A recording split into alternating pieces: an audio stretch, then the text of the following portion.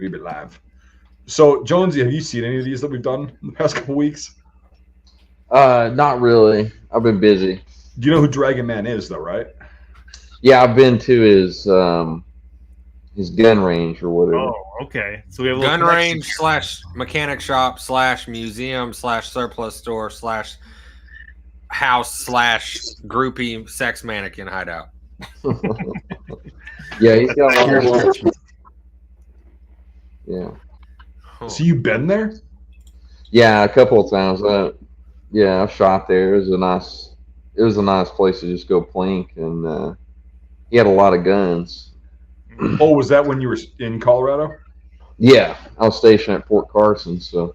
Oh, that's why. So you were young. Okay. Have you had much interaction with him since? No, nothing.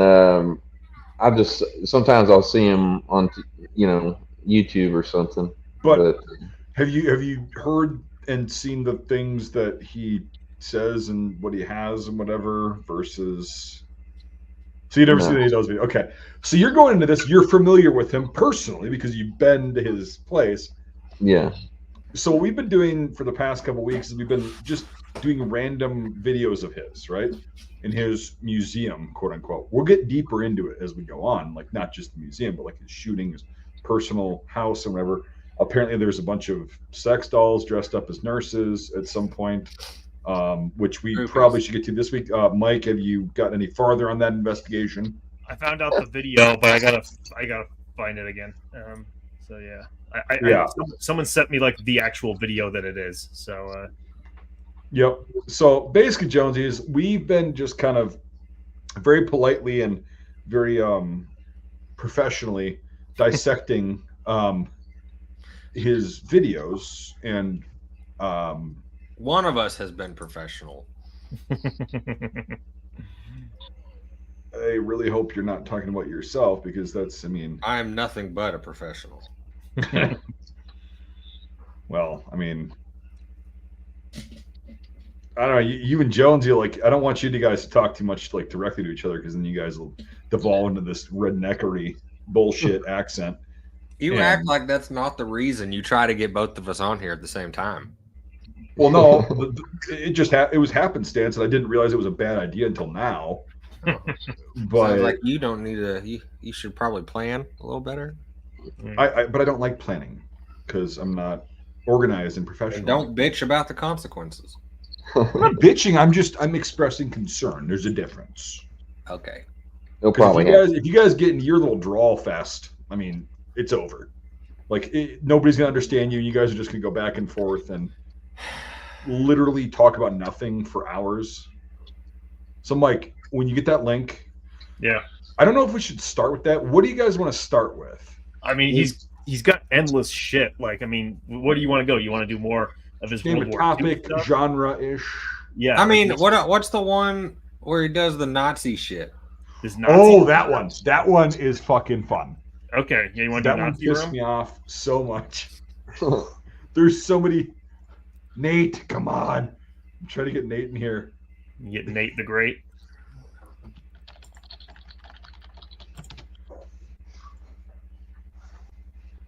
Good evening from Norway. Whoever Rocky Mountain Ralph is, he's fucking right. All right.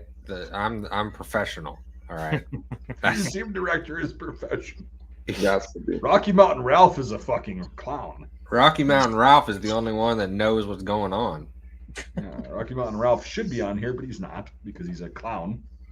So he's just many clowns. He's just witnessing it tonight. He's not participating. Yeah, he's literally laying on the living room floor, snoring his fucking ass off. Ugh. Who's Brian Basic 11? Brian Basic, I don't know. I'm making food. I can be on here in a bit. Okay. Well, jeez. Thank you for gracing us with your fucking presence. Yeah, make your fucking food and then come on. But all right. So we've got, all research. Oh God, I don't want to even have this in my fucking history. I don't want this to show up in my algorithms, but I'll do it. Dragonman. Nazi room. There it is. Yep. You found it. 5.8 million fucking views. What? That's a very clickbaity title, so I'm not surprised. Military History Museum, quote unquote, the Nazi room. Well, yeah, that was a comment from a year ago. This guy has to be fucking trolling. There's no way. Okay, I commented on this before this even became a thing. All right. No, I didn't click play, dipshit. All right. All right, Jonesy, you ready for this shit? Yeah, I'm ready. Oh, I don't think you are, because I've talked to him. So. Oh wait, like you've talked to him? Well, but also you were a fucking idiot, like late teens, early 20s, infantryman. I'm sorry. You think Jonesy somehow got smarter? Oh. No, he got less shitty. I mean, It's less basically- shitty, but it's basically like when you have a boot and it's got a bunch of mud on it, it dries for a couple of minutes, and you kick it and it falls off easier. That's Jonesy in a nutshell. I'm from the mud, man. Yeah, that makes sense. Yeah, but it starts uncrusting, but it takes a while to dry out. Yeah, that's Jonesy. He's not this guy's a fucking idiot by all means. why are you tearing down Jonesy now? All right, this feels like Well, because he's about to start slinging some fucking. Well, because here's the thing: is Jonesy will forgive me, you won't, because you're a sensitive little snowflake. that's what happens when you get smart enough to be at a university. But the reality here is, why are you still talking when I want to hear Dragonman talk? We're working on it, dipshit. But Jonesy was saying that he had literally he's talked to this dude. Yeah. All right. So I like that all the American flags draped over for decoration have all been replaced by Nazi flags. Yeah, by the Hawking crates. Yeah, and now it makes me wonder how many of these are repros. yeah. Because I mean, they're on the sandbags. all right. Oh yeah. James, have you seen this one before? The only thing I've ever seen is like a short clip when he's like, "This is the belt buckle of Hitler's bodyguard." Oh yeah, we'll get to that in this one. Yeah, okay. Yeah, I figured that was in this. That's the only clip I've ever seen. But after that, I was like, I don't want to see this guy's shit. All right, so here we go. Volume all the way up. How you doing, guys? Dragonman here. I'm at the Colorado Springs Military Museum. I have 28 rooms in this museum. It's 75,000 square feet, and we're gonna teach you a little history about the Nazis. I bet you This will. is the most popular room everybody wants to see. Let me just give you a tour of what we have here. Yeah. Okay, over here I have a small machine. Starting off. Those are post-war like Bulgarian canteens. A tour of what we have here. Really quick. Okay, over here. All right, so those are like post-war Bulgarian canteens. That's Austrian 8x56 rimmed things for the Steyr M85 rifle. Okay, Mhm. not frontline issue. Those right there are Turkish, like 50s and 60s era ammo bandoliers, the blue ones. Mhm. Really quick, right before we even get into it, that's what we're working with. Here Yeah. I have a small machine gun bunker. Okay, it's got the K98s, the MP40, the Lugers, the P38, the MG42, the MG34, and Hitler was way ahead of everybody. This is the fastest shooting machine gun in World War II. See those 8mm bullets? They're dated 1938. Let me show you. 1938, It's if you not could the zoom same. in. Not the same. No. That machine gun shoots a rate of 12 to 1,300 bullets a minute. Hitler was way ahead of everybody. He had the fastest shooting machine guns. He had the Bismarck battleship, the biggest battleship. Which He is had the something. Tiger tanks. He had the V1, the V2 flying bomb. They developed the first jet fighter, way ahead of everybody. But Hitler wanted to take over too much, too fast. Really quick, how many nukes did they develop and use? Oh, so he's way ahead of everyone. In 1941, he sent 3 million soldiers to take over Russia. 1 million to Stalingrad, 1 million to Leningrad. Stalingrad? Yeah, I heard that Leningrad? right. Stalin So graft. is that like when you get a graft of Lenin's skin put onto a burn wound, or good old Stalin graft? Well, I like how he words this like Hitler was it like as if Hitler like designed all this shit himself. right? Yeah. No, exactly. It's like the way he words it. no, it's like no, he didn't. Hitler was a fucking idiot. Like, Yeah. really was. Like he got way too big for his britches and didn't do anything really related to arms advancement, technology, and shit like that. But yeah. And 1 million to Moscow. And 1942 was the coldest winter on record, 36 below zero. And all his soldiers were actually wearing their summer uniforms. No, they fucking weren't. They froze to death. They were wearing their fucking wool uniforms. Or in their wools. I've seen plenty of fucking photos of guys in wools, even with their mantles. You know, their woolen mantles. So about 1.5 million soldiers. He lost half his men. No, he did. Okay, follow me. I'm just going to go around here and show you a few things here. I'm going to point out the highlights. I have every helmet and every canteen they made. Pickle Haba? Okay. Yeah, so they apparently used those through World War II. Just watch Hogan's Heroes. But like, I can tell you that at least 2 of those helmets that he's got on the bottom shelf, are fakes. Well, they're shiny as hell. Like they look like they're plastic. I mean, and yeah, just why is there like a photo of Hitler at like the eagle's nest right behind one of the Pickle Haba things? Right there, yeah. Yeah, what's that all about? Oh, he's got some drum mags, shitload of a field Lipschutz helmet. That one looks cool. I like that. But like, okay, so he's got these canteens. Mm-hmm. All these phones are just lined up, like with no explanation. All these belt buckles. Mm-hmm. So James, being a director of an actual museum yourself, how would you do this differently? I wouldn't have a fucking room of Nazi shit.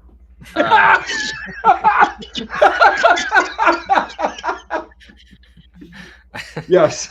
Okay. But that first and foremost. It's definitely a praising Nazi kind of feel. This whole thing. Well, there you go. Very awkward. It's very. I mean, it's just poorly done. Again, the biggest complaint I've got with him is he educates no one. He just says this is stuff. Look at it. This is like small town historical society where they just threw old stuff into cases. Yeah, and it's an old way of doing it, but it was the people idea of just come see old things, and that's what people want. But the reality is, you walk in once, you leave, you never come back, and you learned nothing. So all he's done is so what I would do is if we were doing an exhibit on the Nazis, right? Fine, you can do it, but you have to have a lot of text. But I designed and I planned it for like the 45th Infantry Museum, an exhibit on Dachau. And the way to do that is not make it Nazi perspective, but like make it American perspective. And so you could put up a flag, but have a story with, like, we had the flag that was captured from Dachau, right? So you could put that next to it and have a story with it and show, tell the story from a different perspective. Not this is Nazi stuff, but this is Nazi stuff that was captured and has a story where it came from. Yada yada. You didn't just have 200 red banners. I didn't have just. It didn't feel like fucking Wolfenstein when you're trying to walk in the room, right? It's like, what's the purpose of any of this? I know. I can't wait to see some gas mask troopers in his display. So. Well, and why do we have all the boxes of ammo lined up? And it's still the same issue I've had with everything. You've learned nothing from this museum. You've just seen a bunch of stuff, and it's completely pointless and useless for the public. So I'd put one. We've got some stuff obviously in our museum. So what I do is I'll put one helmet that's got the swastika on the side on display, but the exhibit's on this man who captured it and brought it back, not this. And we've got some stuff, like I'm trying to get a collection of Goebbels stuff because it was an LSU grad. He was assigned to the POW guards who guarded the Nazi generals, the VIPs. And he was the one that also captured Goebbels' wife. And so he took all of this stuff from Goebbels. So like that's a really cool story and really cool items to put on display. Right. So you have to do it though from that perspective. Go to the 45th Infantry Museum. You go into the room where the Nazi shit is. It looks like this, but there's text to explain that the 45th raided his Munich apartment and took all of this shit out of his apartment. So like even his mirror, like the mirror that hung in Hitler's private bathroom, is in the museum now. Yeah, and like it's cool, but it's got to have the story. This really is just like a Army Navy store, you know, on steroids. It's a massive surplus store. Right, yeah. It's just an Army Navy store. Yeah, but nothing's for sale. Right, but if he had a sale, like if he had numbers instead of his actual tags, you'd feel like, oh yeah, this is just a it's like a gun show basically where if you're to put you know what? all his shit, That's a fair point. All of these look like table setups you would see at a gun show. Yeah. Yep. Where they say nothing is for sale, don't touch. Exactly. Yep. That's what these. And it's look like, well, I go, well, that's fake. That's not real. That's fucking whatever. And then if you ask them, if I were to want to kill it, it's about 3 or 4 times that they actually. Mike, your audio. Your audio. Is it? Is it like cutting out? Is it my internet or my? No, it just felt like it was sounded like it was underwater for a second. It's back now. Yeah. Good now. Yep. Yeah. But this was always my specialty in school when I was doing all the museum stuff, was controversial exhibits, because you don't want to end up looking like this and it looks like you're just aggrandizing Nazi stuff. Like you want it to have a point. Oh well, not just the display. Let's go deeper into the video.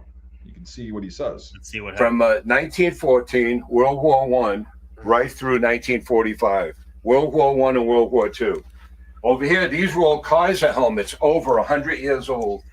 Here, look at all the uniforms that they had. I don't even think they knew what they were. I'm just going to name a couple of them. The first one is the artillery sergeant. Then we got the Panther, that's the tanker. We got the Luftwaffe, that's the Air Force. Like, what? He's got like that fucking thing that they wear in a parade uniform. That like that thing coming from the cord. Artillery sergeant. Yeah. Well, that's just a shooting cord. He's like, that's the artillery officer. It's like, he wouldn't be wearing that in combat. No, God, no. That's a walking out. Like, you're correct. That's a walking out uniform. It's a dress uniform. You know, he's wearing like the early kind of tunic too, with the fucking all the buttons cuffs. up and the cuffs and everything. But he's got a fucking wound badge on there. So interesting. Panzer. Then we got the Panther. That's the tank. The Panther. That's the tanker. The Panther uniform. Yeah. So it's just all these Panthers that the Germans. All these Panthers, these things that invaded Poland and won the war for them. These Panthers. We got the Luftwaffe, that's the Air Force. We have the infantry uniforms. We have. So it's an SS corporal's uniform with a gas mask on. That's infantry. No, it doesn't have a gas mask. It's just the. Right here. Yeah. That's an NCO. Yeah. Yeah. But they're both infantry and just the camouflage uniform and the general uniform. The general uniform. General as in just typical uniform, because like there are thousands of take a look at these helmets. Over 100 years old. These are Kaiser helmets. Look how small the heads were back then. 100 years ago, they're fucking leather. People were a lot smaller. There was no fast food. There was no McDonald's. There was no Burger King. There was no pizza. And this is called the Kaiser helmet. Give you an idea. A helmet like this goes for anywhere for around $2,500 to $3,000. No, it doesn't. No, it fucking doesn't. No, it doesn't. No, but that's not even the point. I guarantee you, if we looked at some of these in detail, these are like, they're not all German. Like, some of these are different. There's Prussian. There's all different units within that eagle that's on their helmets. Yeah, the Waffen, different nation states. Yeah, Baden-Württemberg, Bremen. Well, you can change them up, but it's like, these are no. That one right there is Prussian. Okay. What he's holding is, I think, Nazi stuff is really worth a lot of money. No, it's not. Not anymore. And also, Nazi stuff. It's not Nazi. Nazi stuff at all. That's way before. In fact, my World War I room.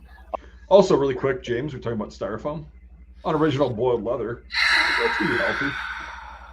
Like, there's so many easy ways and cheap ways that you can do something right. I actually. Yep. And he hasn't done it with any of these. I know. And But it's worth it. That pickle helmet right there in that condition, because it does look like an original, to be honest. Yeah. That's an M15. That's worth about $900. Yeah. Mm-hmm.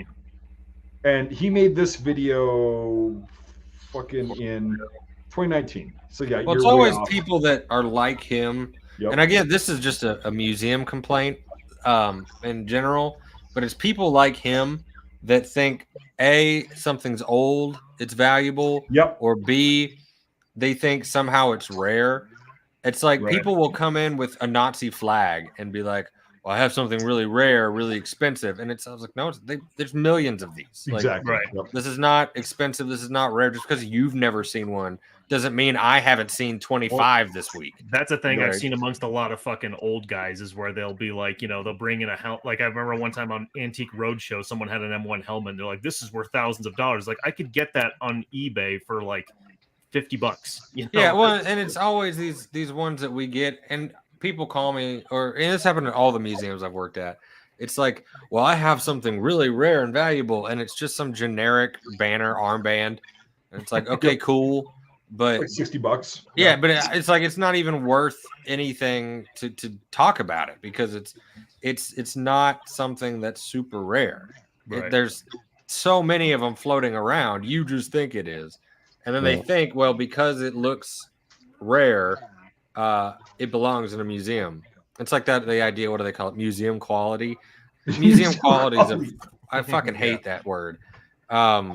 Museum quality only works for like certain things, but like a museum can display like I do it. I'm displaying a raggedy, torn uniform that anyone else would have trashed. Yep. But I managed to save it and stabilize it, and then did the research. Like, the guy served in the 9th Infantry at Belleau Wood, right? It's like, yes, it's a raggedy uniform, but it has a story to tell. It doesn't have to be perfect. And the reality is that a uniform would be worth 4 times as much as any perfect uniform you find. Oh, sure. Yeah. Because of the story. So, yeah, go ahead. Jonesy, you haven't chimed in. When you visited his place, did you actually go into his museums, or were you just on his firing range that he has? I was just on his firing range and his store. People talk about it. I had no idea. From what I remember, my buddy is good. Like, well, I don't think they're like good friends, but he knows them and used to go down there and hang out a bunch. And I think he worked on motorcycles or something. That's his main thing, yeah.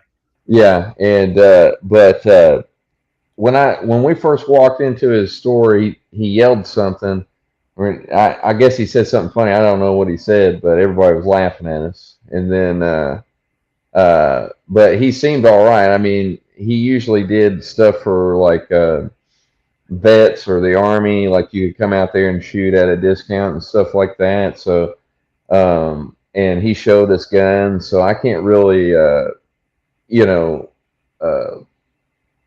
I never really had a negative interaction with him, besides, I guess, walking in there. But I mean, he might have said something that he says to everybody that comes in there. I have no idea. Well, we had talked about him being he's probably a good guy, and he obviously is supportive.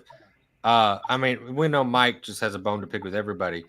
But the big issue we talked about last time was with at least the museum part, is that people think he's an authority and he's just screwing up the truth about everything and causing. That's what I was going to ask you. Is it his museum or is it someone else's? Or it's his museum. Like, it's his stuff. But it's the issue is that he does the tours or has people do them, but he has all of this wrong information all over the museum. And so people, like, leave there thinking, wow, I learned something, but they learned something wrong. Yeah. And he's basically poisoning the well of everyone that goes in there because he thinks he's right, but he's just making things up. Yeah. I got you. He just like he can be a great guy, and I'm sure he's great, how he is. I know he does a lot of stuff, but that's not the purpose. The purpose is this museum is garbage, and he's unfortunately a wealthy guy who has a hobby and a collection and thinks he can teach about it. Yeah, well, that's the problem. Is like, again, really quick, Mike, just a couple seconds. Is I don't have any personal beef with the guy. I don't know the guy. He could be a nice dude. I have beef with what he's projecting on other people. That's the only beef I have with him. It's a professional thing. It's nothing personal, and I'm going to call it out. And that's what we do here. And it's like, you got a lot of things wrong, and people think that you're, like James said, the authority on it, and then it perpetuates bullshit. It's like, no, he's got a lot of cool shit. He does, but yeah, what he says is not correct. Mike? Well, I'm just thinking. I mean, whatever, he might be a nice guy, but like from what I've seen, it does not seem to me that he's a good guy, because he has this weird thing that he does where he makes these videos showing off his stuff, and he's got like, not only is there his museum's fucked up, but his whole fucking house is fucked up. Yeah. And he's got this weird thing where he has to, like, you know, show that he has all this stuff. It's this weird compensation. It's just it's a boomer generational thing. That's really it is, but there's another. What he does it. Some historians do it. It pisses me off. Old Mastriano did it all the time, and I hated it. To call that you think he's right, he would say, "Well, I've spent thousands of hours." They always reinforce the amount of something, right? But that's why he does in every video. I've got hundreds of these, but that doesn't mean he knows about them, right? But he's like, I've got 38 of these. Well, okay, who gives a fuck? Yeah. Where'd you get all this I turned into Mike there for a second. Surplus stores, guarantee it. He just started buying out old surplus stuff. Right. So Felonious decided to hop in on this. About time. Yeah. Then in that case, after this, we should do the British World War I video. The British World War I? Definitely. Yeah.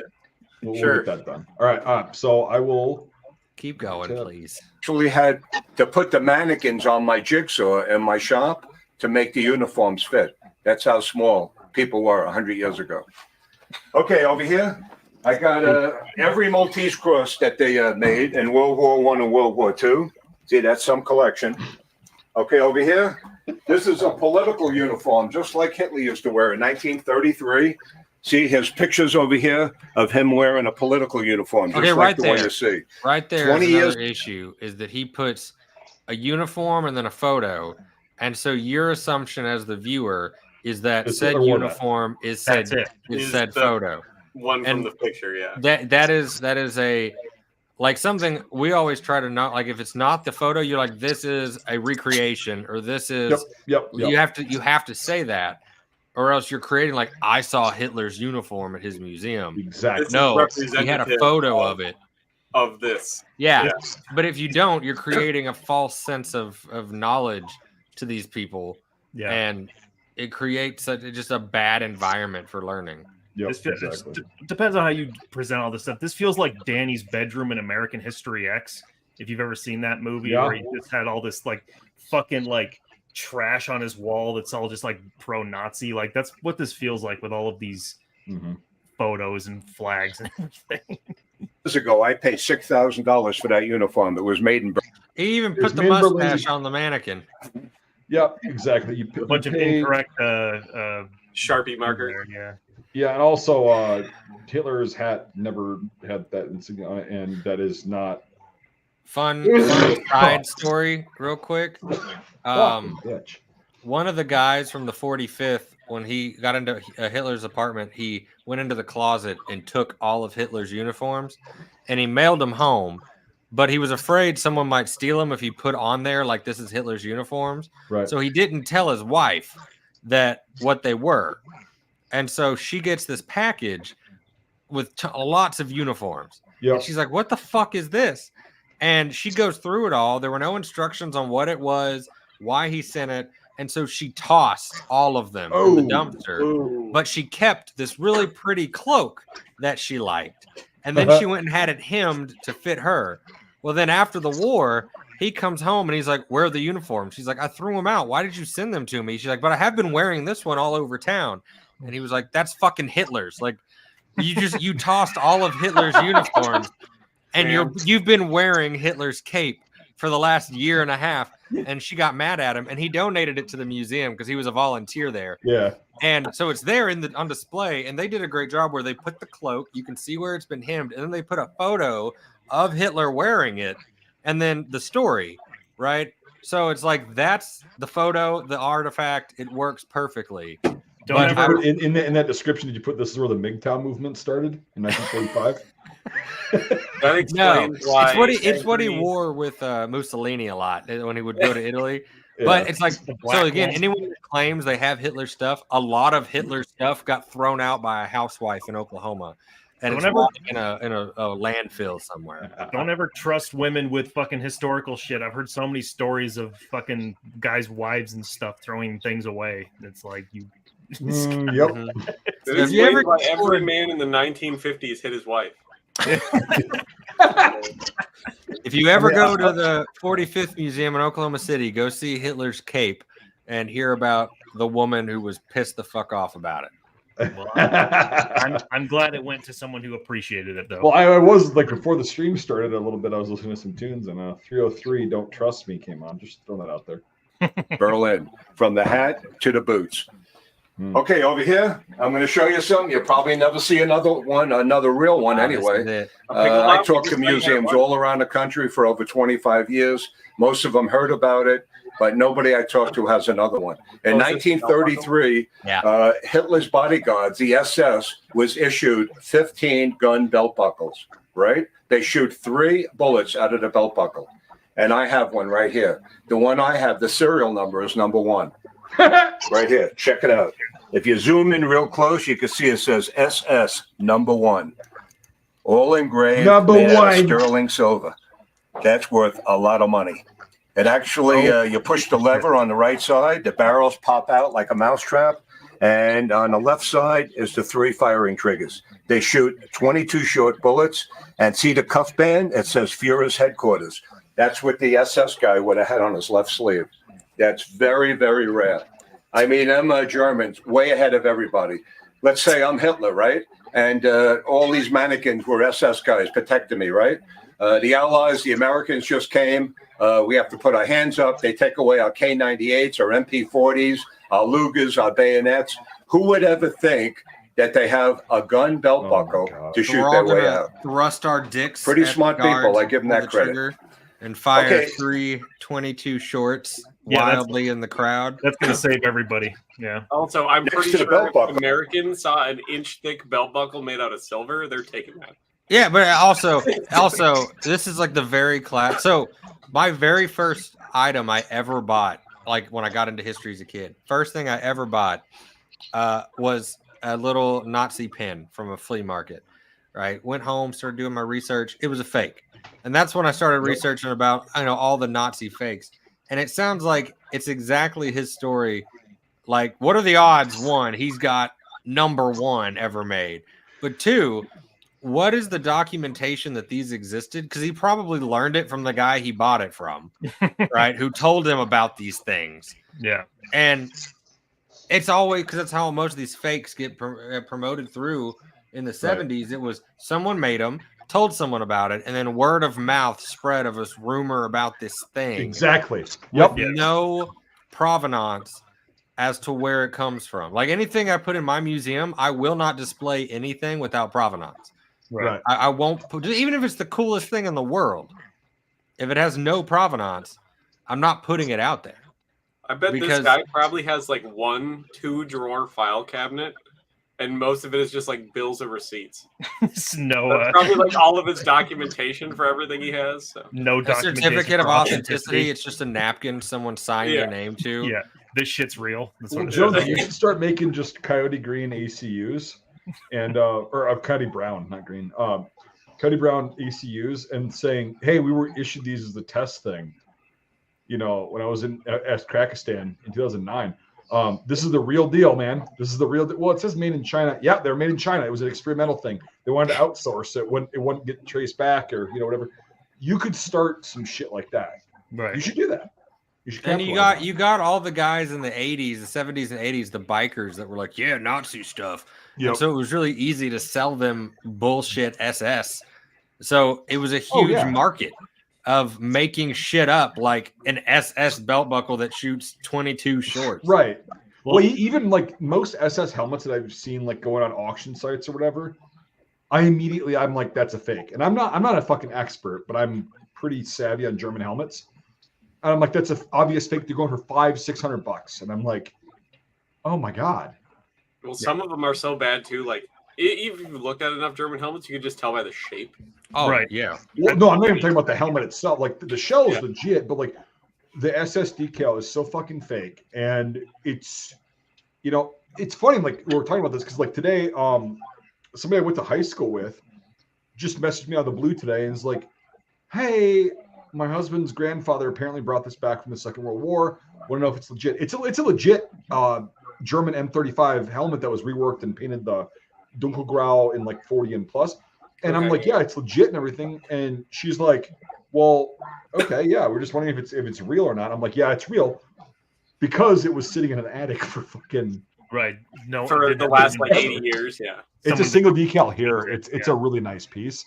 And she's like, "Well, any idea like approximately what it'd be worth?" I was like, "Well, I don't know the size or whatever, but just what I see so far, like $700 to $900." And she's like, "Oh," and she's like, "Well, we're not going to sell it because it's a family heirloom, but like that's really cool to know all this stuff."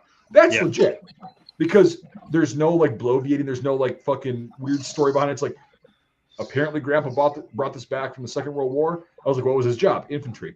"Okay, likely." Threw it in a box. I found this somewhere, but yeah, it's legit. This shit, a lot of it's legit, but it's just the way it's presented and like the way he talks about it. He knows nothing about it. Yeah, well, that's one of my biggest problems with this whole thing. One, getting the stuff wrong and saying shit that's inaccurate, but then also like that's what I'm talking about. It's like this is just him saying, "See how rare this is. This is very rare. I'm the only one who has this. This is worth a lot of money." It's like, dude, I get it. You think you're cool. Like you think you're fucking awesome. Right. That's all that says to me is just him stroking his own dick when it comes to have you guys heard where he's like, "I call museums all the time, all over the world." That's what he just said. I've called 25 of them, you know? Okay, yeah, that's fun. All right, let's get this bitch going. So as the wooden bullets, 8mm wooden bullets that they used to practice with. Yeah. That's very, very rare too. It's not metal rare. was a big thing in World War II. They don't want to waste any metal. Okay, guys. They didn't want to waste any metal. No, they were blanks, and the Swedish did that for.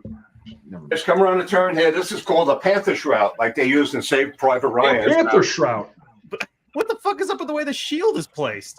A, it's a Finnish one. Yeah. You can see right there. B, yeah, it's supposed to be way the fuck back here. Way back there, yeah. What do you call it? He didn't even call it Panther Shrout.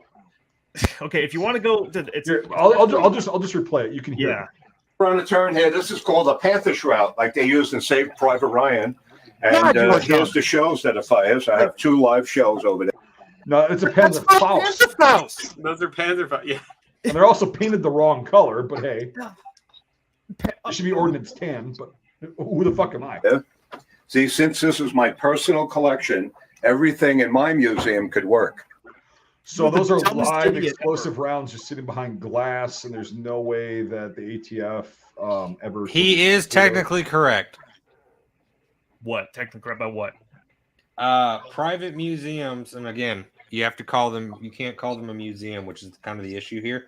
But private collections do not fall under, they're a gray area for a lot of the collecting. You don't have to report weapons to the ATF as a private museum and a museum collection. So it's a weird gray area, and if it's open to the public, it falls into the museum. But if you never make it a 501(c)(3), nonprofit, you don't have to report to the government on what you're doing because the government's not involved. So private collections are a gray area in museums. Interesting.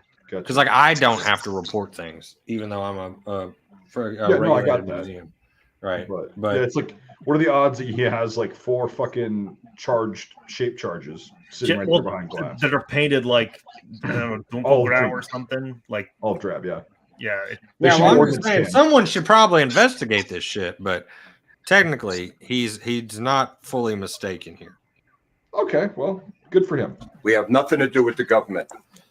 Okay, over here, this is most of the handguns, the broom handles that they used in World War I, World War II. Not only are the guns dated back then, but so is the ammunition next to it.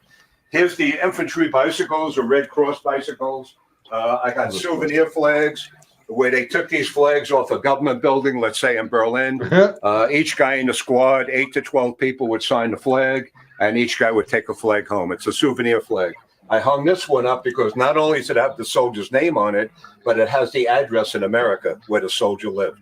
These are the shoes they wore. We have the hobnail boots, the Luftwaffe boots, the winter boots. The hognail boots. I love that. Hog. Yeah. This guy gets he mispronounces every fucking thing. I cannot get over that Panzer Shrout moment. Like, what the fuck did he? If you know anything about World War II, you know what a fucking Panzer Shrout is. Like, Jesus Christ, dude. So these are all supposed for like fucking. These are all supposed for like. Yeah, they're rubber. Boots. Like they're rubber soles. These are the winter boots that have been around since the 1800s. So there's no telling when these are from. But yeah. Captain's boots, the lieutenant's boots. See these boots? These were made in the death camps, the concentration camps in Poland. And these actually weigh about 7 pounds each. And these were issued to the German soldiers when they were trying to take over Russia in the winter in 1972 to keep warm. Wait. Didn't he say they didn't have winter uniforms, but he's literally showing us part of the winter uniform? You got to listen to what I just heard when I'm laughing. When they were trying to take over Russia in the winter in 1972 to keep warm. 1972. That's Dude, do another take. Like, no, he's full send all the time. Hey, Jonesy, even stop him. You remember reading about the time we went into Russia in 1972, and the Germans were there, and everybody else was there, and are we sure this is not an Andy Kaufman type prank performance art piece? Because it's like that's what I said in the cut. You can see this; these are from years ago, right? Yeah. I said this guy has to be fucking trolling. There's no way. Yeah, I mean, he's so stupid. Oh, wait, I like that one. Go down, Superman. This is Hitler's frozen corpse. I got it from a thrift store in Argentina. I'm always getting more and more stuff. This is all the personal stuff, the letters they wrote home, the cigarettes they smoked. All the personal stuff is in that showcase. Okay, you come down the aisle here. This is stuff from the Warsaw Ghetto. We got a picture of Joseph Mengele. He was the head doctor and did experiments in Auschwitz. He killed tens of thousands of people. And after the war, they could never find him. He got away with it. Okay, check it out.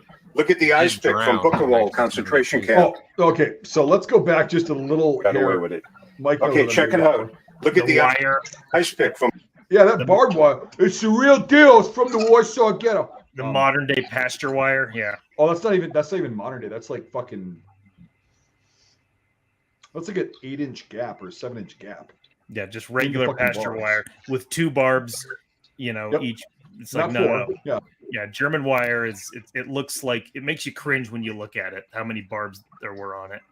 Yeah, like Jonesy. I don't know if you've been on for one of these, but like one of these talks, but like you guys have razor wire and then the Like the razor wire is the shit that like has long like knives basically on it, right? Yeah. You could call them razors. But you guys had C wire too, like with the regular like it wasn't barbs, it was like these little like they looked like razor blades, but they were small. Yeah. How far away were those from each other on the wire? Not that far. I mean, they're pretty close. And man, I've seen people get fucking tangled in them. Yeah, it's not good. It's no. But anyway, this is fake fucking barbed wire. Yeah, this is fucking. That's American barbed wire. It's even like way spaced apart farther than American shit. Is he gonna tell? Wait, hey, can we take a bet real quick? What? Older American barbed wire. So older American barbed wire from like the 1800s. Is he gonna tell us that those are 2 actual real canisters of Zyklon B? Well, I've already seen but the 3 on the other one are real. There's a few more on the side, yeah. I'm going to abstain from this because I've seen this before. It was a while ago, but from Buchenwald concentration camp. I got that from a collector in Belgium. I wasn't expecting to get the picture. All these armbands are issued to the Jews that had to go to. What? I'm pretty sure that is a photo taken at Dachau. Oh, you know that photo?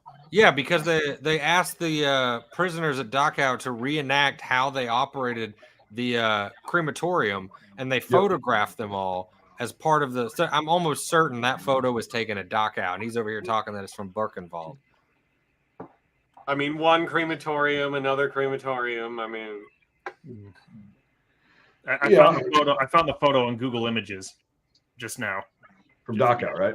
Dachau concentration camp. Yep. Prisoners demonstrate how the crematorium work. Yeah. Those Police photos are all from Dachau, and he's saying it's from Birkenwald. Yeah. Birkenwald, yeah. Buchenwald. You guys, in your German, it's not very good. Bands are issued to the Jews that had to go to work camps. They didn't wear the bands in I the have every- camps, dipshit. They knew who the fuck was there. Yeah, why would they wear them if that Fucking Every one of them now. And here's a whole list, a page of what each color and triangle means. Right. This is very, very hard stuff to get. Check out the Holocaust uniforms. I paid over $3,000 for each one. Okay, well then you got fucked because you're a dumbass. But like, kind of. This one from Sobor in Poland, Auschwitz. Wait a second. This one from what in Poland? $3,000 for each one. This one from Sobor and Sobibor? Is that what you're trying to say? Sobibor, no. the very famous movie that was made about it, Escape from Sobibor. Okay. Poland, Auschwitz, Buchenwald.com. So Sobibor, Auschwitz, Buchenwald, and Dachau. Yes, because they all had different uniforms for whatever camp they were at, and also different badges that they wore in the camps. Yeah, you really know your history, bud. After the war, all this stuff was burnt, buried. The Germans didn't want the world to know what happened, but it was too big of a thing to hide. Okay, guys, let me show you some more interesting stuff here. Okay, over here. This is very, very interesting stuff and very hard to get a hold of. Here's the SS flag and breadbasket. Interesting stuff and very hard to get a hold of. Dachau concentration camp. The concentration camp. Just couldn't get that P on the end of that fucker, could you? Wow. What the fuck, man? Someone go in there with a Here's Sharpie. the SS flag and breadbasket from Dachau. They used to feed the prisoners bread and water. This is the entrance of Dachau. Work will set you free. That's Auschwitz. This is the last fucking Yeah. That's Auschwitz. What the fuck are you talking about? picture taken of Hitler before he went into the bunker in Berlin. He's given it. So, okay, the juxtaposition of this is very fascinating to me. So let's put a picture, one of the last known pictures of your boy Adolf, and let's juxtapose that with slave labor and the front gate of Auschwitz. Yeah. What the fuck do those have to do with each other? Like, it's Nazi shit, I guess. I don't know. He's just trying to fill. It all happened during World War II, Mike. Come on, that's the whole point. He's just trying to fill that fucking shelf, I guess. I don't know. Yeah. That nice the Hitler youth kids. Doesn't bother anybody else when he uses different frames for every photo. Yeah, it does bother me. Yeah. It's annoying. Okay, real fast. I'm going to tell you about this. Okay, this is the choosing ramp in Auschwitz. All the old ladies, all the young kids, the crippled people, the old men are all on the right side. 80% of the time, that whole line would go to the gas chamber that night. They don't want to be bothered with them. Okay, all the young teenagers and young men on the left side here would go to a work camp if they were lucky. Okay, so they'd have a room about this size, and first they go into a hot shower. The Germans would tell them they got to take a hot shower and soap up with this soap from Auschwitz that's made out of human fat. Oh my God, this whole thing. This is what I remember. It gets real good. Yeah, this whole thing. Yeah. See that? So they soap up in the hot water, the hot shower, so it opens the pores in your skin, so the Zyklon B gas could penetrate more easier. So from the shower, they go into another room called the gas chamber, and they were told they're going to get food and fresh clothes, but it was really a gas chamber. Okay, and they gassed all the Jews and Hitler's enemies with the Zyklon B gas. Okay, look at the date on there, 1943. I actually have over 24 of these cans, and they were never opened. Listen. The Zyklon B white pellets are still in here. If this opens and it atomizes with the oxygen and vaporizes, and we breathe it, we're dead like in 3 minutes. See, this is stuff other museums would never allow. I allow everything. I want everything as realistic as we can make it. Yeah, sure. Sure, you have fucking... Yeah. I want to see the Panthers logo underneath that jar. There's nothing wrong with having the can without the things in it. Yeah. If you're just displaying the can, the fuck does it matter what's inside of it? That's like arguing that this bomb has never been defused because I want it to be real. Just take the fucking fuse out. You know, it's the same thing. Yeah. Okay. It's just not gonna kill you. What if so? Okay. I mean, okay. I don't believe any of this shit though. Like, I mean, obviously there's no Zyklon B in that thing. But like, let's say hypothetically there was, like, some fucking kid comes in and accidentally knocks that thing over. You know, like, what the fuck I mean, just don't understand. This it's is such a hazard, dude. Like, no, there's no fucking way anyone would, like, what kind of retailer would he have gotten that from in the first place? Well, also, it's a very boomer perspective. We have to be real and not be pansy woke. Like, you're not doing anything different. Right. Yeah. Also, that can't be Zyklon B. The cans aren't shaped like that. They're not that size. Correct. Yeah. So it's just they're a lot bigger. It's just no, they're shorter. They're shorter, yeah. We had a few things at the 45th Museum. Yeah, they have a fucking gray label on them too. Yeah, but we had kept the labels and got rid of the cans because what fucking idiot would bring home Zyklon B, right? It's like also, these guys I are. never really read a study on like what that shit actually was, like chemically. It's fertilizer. Yeah, it's literally it was an interwar developed fertilizer. But the thing is, when it would mix, and he says it would atomize with the oxygen. That's not how that works. It actually mixed with the moisture from the perspiration and the sweat of having that many people together in a room. And that would cause it to turn into a gas. And the gas essentially just suffocated people. It wasn't like a nerve agent. Right. Yeah, it just removes the oxygen from the room. Yeah. Well, it's because it was basically nitrogen. And so it would just nitrogenize the air. And then obviously, since there's so much nitrogen in the air, there's not as much oxygen because it's all CO2 and nitrogen, and you just suffocate. But from his fact, I heard that the company that makes the anti-graffiti spray for the Holocaust Memorial in Berlin is the same company that made Zyklon B during the war. Yeah, Bayer, a chemical company. They also make aspirin. Yeah. But well, I mean, DuPont's still in business, so. Yeah, Hugo Boss. In his mind, okay, though, I'm going to make a video. I'm sorry, Mike, but I have to fucking address this. So, James, you're under the impression that Hugo Boss designed the uniforms? Hugo Boss sold them. They manufactured them. Yeah, but the people's idea that they designed them is only because Hugo Boss used them in advertisements. That's the issue. Hugo Boss was a tailor. They didn't even really make them either. No, I know, but I'm saying Hugo Boss is associated with them. But it's same Hugo thing. Boss, they actually pumped out. They got a couple contracts to produce like tunics and like combat clothing and dress uniforms and all that shit after they were designed. That's the thing is they were designed by military personnel and paramilitary personnel. The uniforms themselves, like the cuts and everything. Mm-hmm. Hugo Boss was a contractor, and then their marketing team was a bit rich, and but I mean the whole thing of the Hugo Boss designed the Nazi uniforms. No, they didn't. A, there was a million uniforms and cuts. B, no, they didn't. Yeah, and Adidas made Panzer Shrouts in 1945, but we don't talk about that.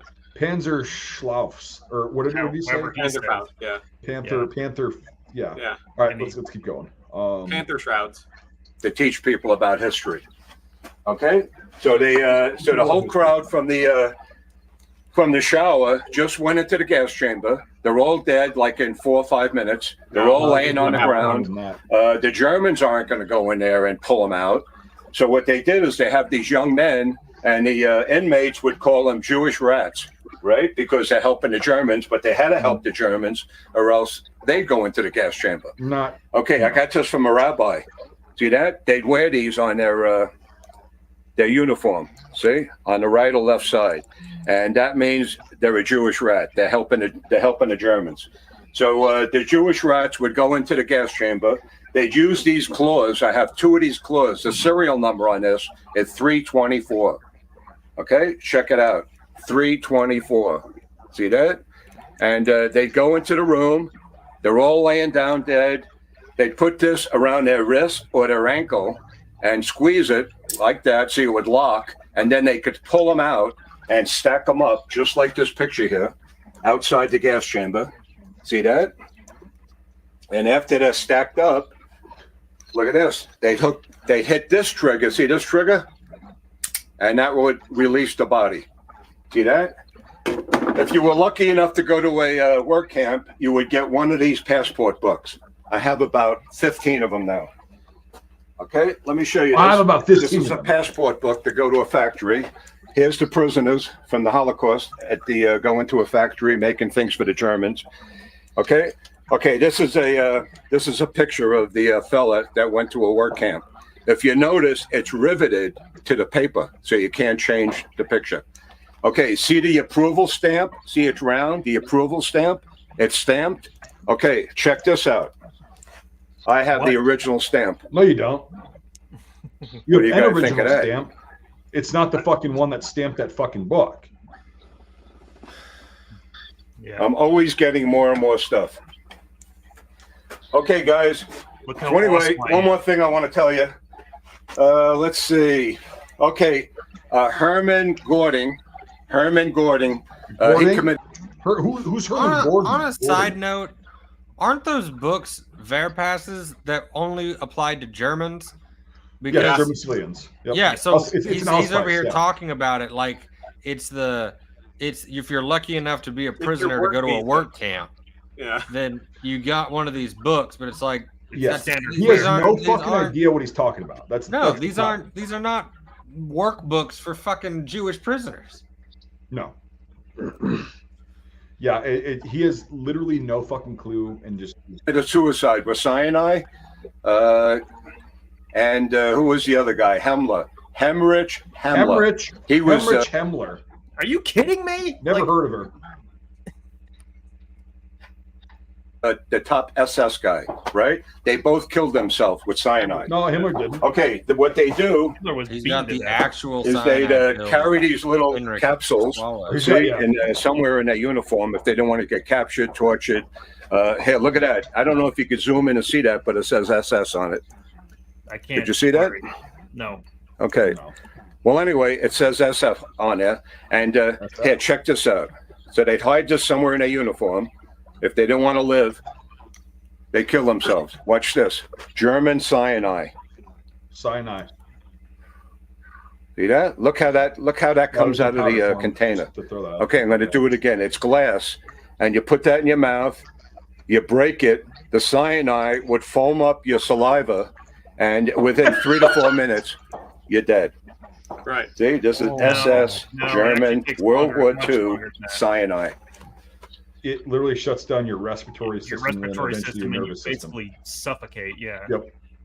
Yeah. It's like taking a hardcore heroin, except none of the good effects. Yeah. It actually is like it's fucking torturous way to die. Well, and also that's not real because the cyanide the Germans used is clear. Yeah.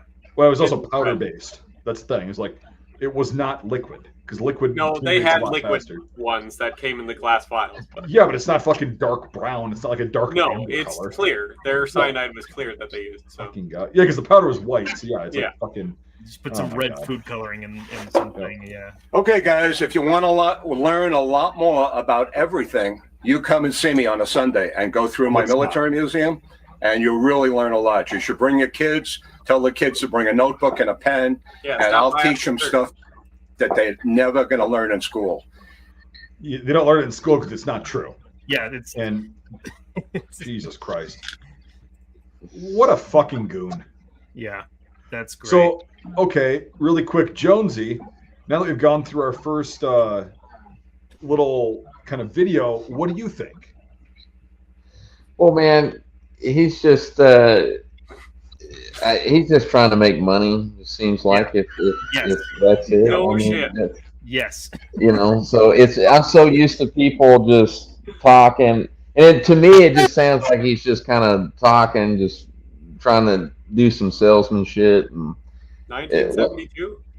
Yeah, you know, $20 a person, by the way. Spitball and shit, maybe, you know, but you know, I didn't pay much attention to him when we were there, so it just is what it is.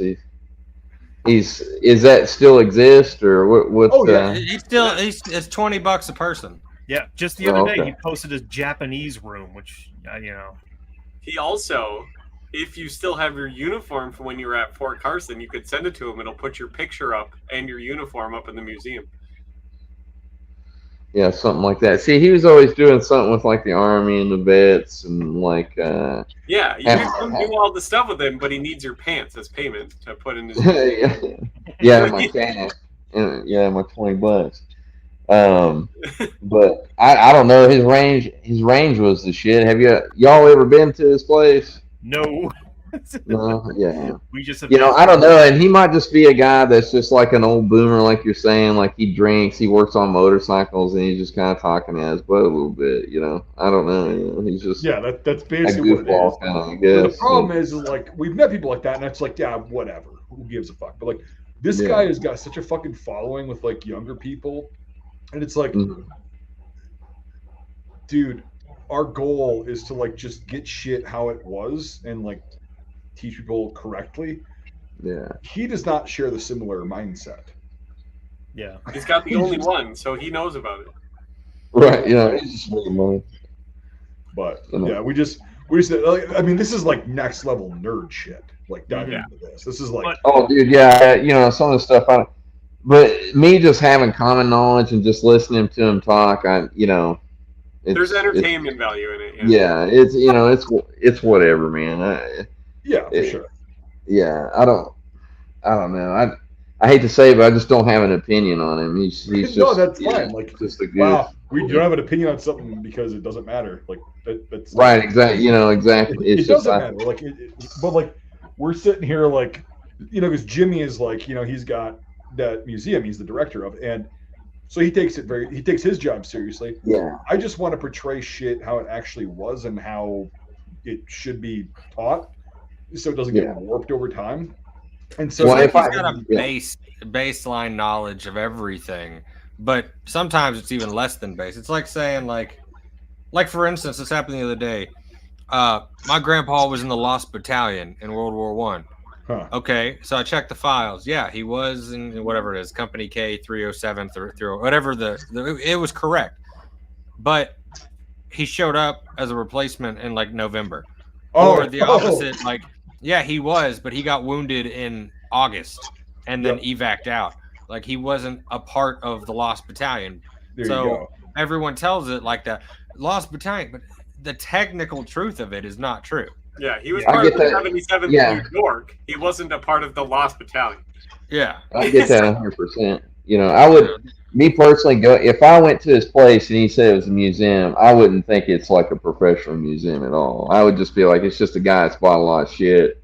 He's got a lot of stuff. It's and because I agree, because where I was at that battle and people get that shit wrong all the time, it's just I literally will go through the comment section sometimes of like anything about Cock Keating. And just to hear the dumbass shit that they say that never happened or that person wasn't there, or it's crazy. It gets convoluted if it's not checked by anybody. Like that's just right. So I understand that 100%. Yeah. Yep. It's just a matter of like just getting it right. Like it's not that much extra work to get it right. And if I say you don't know, just say, hey, I think this is something. I don't fucking know what it is. So. The reality is though, with that much money, the issue here is this guy's a millionaire. He's got so much money. I mean, you all know. We all are on the same pages. We see things pop up for sale. Here's a uniform set with a letter and photo album, and it's amazing with a really cool story. He could buy that and then put that on display and have an amazing exhibit. Yeah. But instead, he would rather buy a uniform that he thinks is a generic copy of something. Yeah, buy a put that on display. Just make something up out of it. Exactly. He could like if I had that money, all the things we see on these pages and on eBay, we could buy an amazing World War I museum worth of stories and photos and original material, but it requires the research And if you're just at the point where you're just like, fuck it, I got the money, I'm just gonna buy everything, it's gonna be good enough. You're wasting your own money and you're wasting everyone's time. Well, also apparently he gets sent a lot of shit, and it's like, but we saw with that he just puts it on the floor and doesn't say anything about it. It's like, here's this uniform that this guy supposedly wore and a picture of it. Yep. But it's always depicted horribly, though. It's never done with no name. Yeah. No name. For me, it's just the fucking like the fucking, nerve of it all to just like have this horrible display, but then say things like, this is the best you'll ever see. I have no one else has this.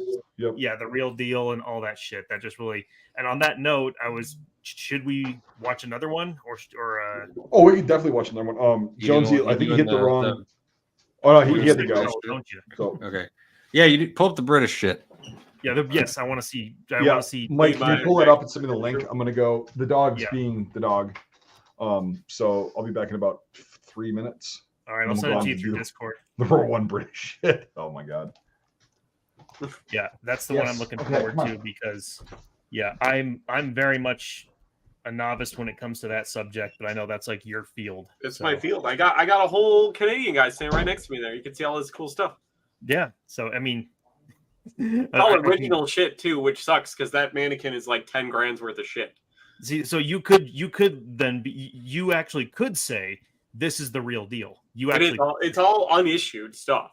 Mm. And it took forever to get, but it is all real. Mm-hmm. So. Dragonman, bro. Why does Mike want me to send him the link? Can't he just look it up? Whatever. He'll figure it out. Yeah, no, I got it right here. Okay. Mike's letting his dog out for the next 20 minutes to 2 hours. Oh yeah. That's okay. For once, my shelf of books are empty behind me because I thought I'm gonna finally reorganize all my books by genre and theme, so that it's easier. And now I'm sitting here with my office just filled with books, and I'm too lazy to do books it. all over. Yeah, trying to force myself to do it. But as soon as I got them all off the shelf, I was like, I don't want to do this anymore. I understand. I get it. That's how I have to be like, you know what? I'm going to reorganize all my helmets by era and country. And then you just end up with helmets across the entire fucking floor. And it's like, I have like a sixth of what I used to have for helmets because a couple years ago, I did like what Mike just recently did, where I condensed my collection to like countries I actually like give a shit about historically. Because I used to just buy anything just to buy anything. And so now I have like a reasonable amount. I say reasonable amount. There's probably only like 100 helmets in this house, but I used to have almost 1,000. And there's Jesus. Yeah. Well, I sold the multiples off. I sold the, everything. I've only got I got 2 World War I helmets.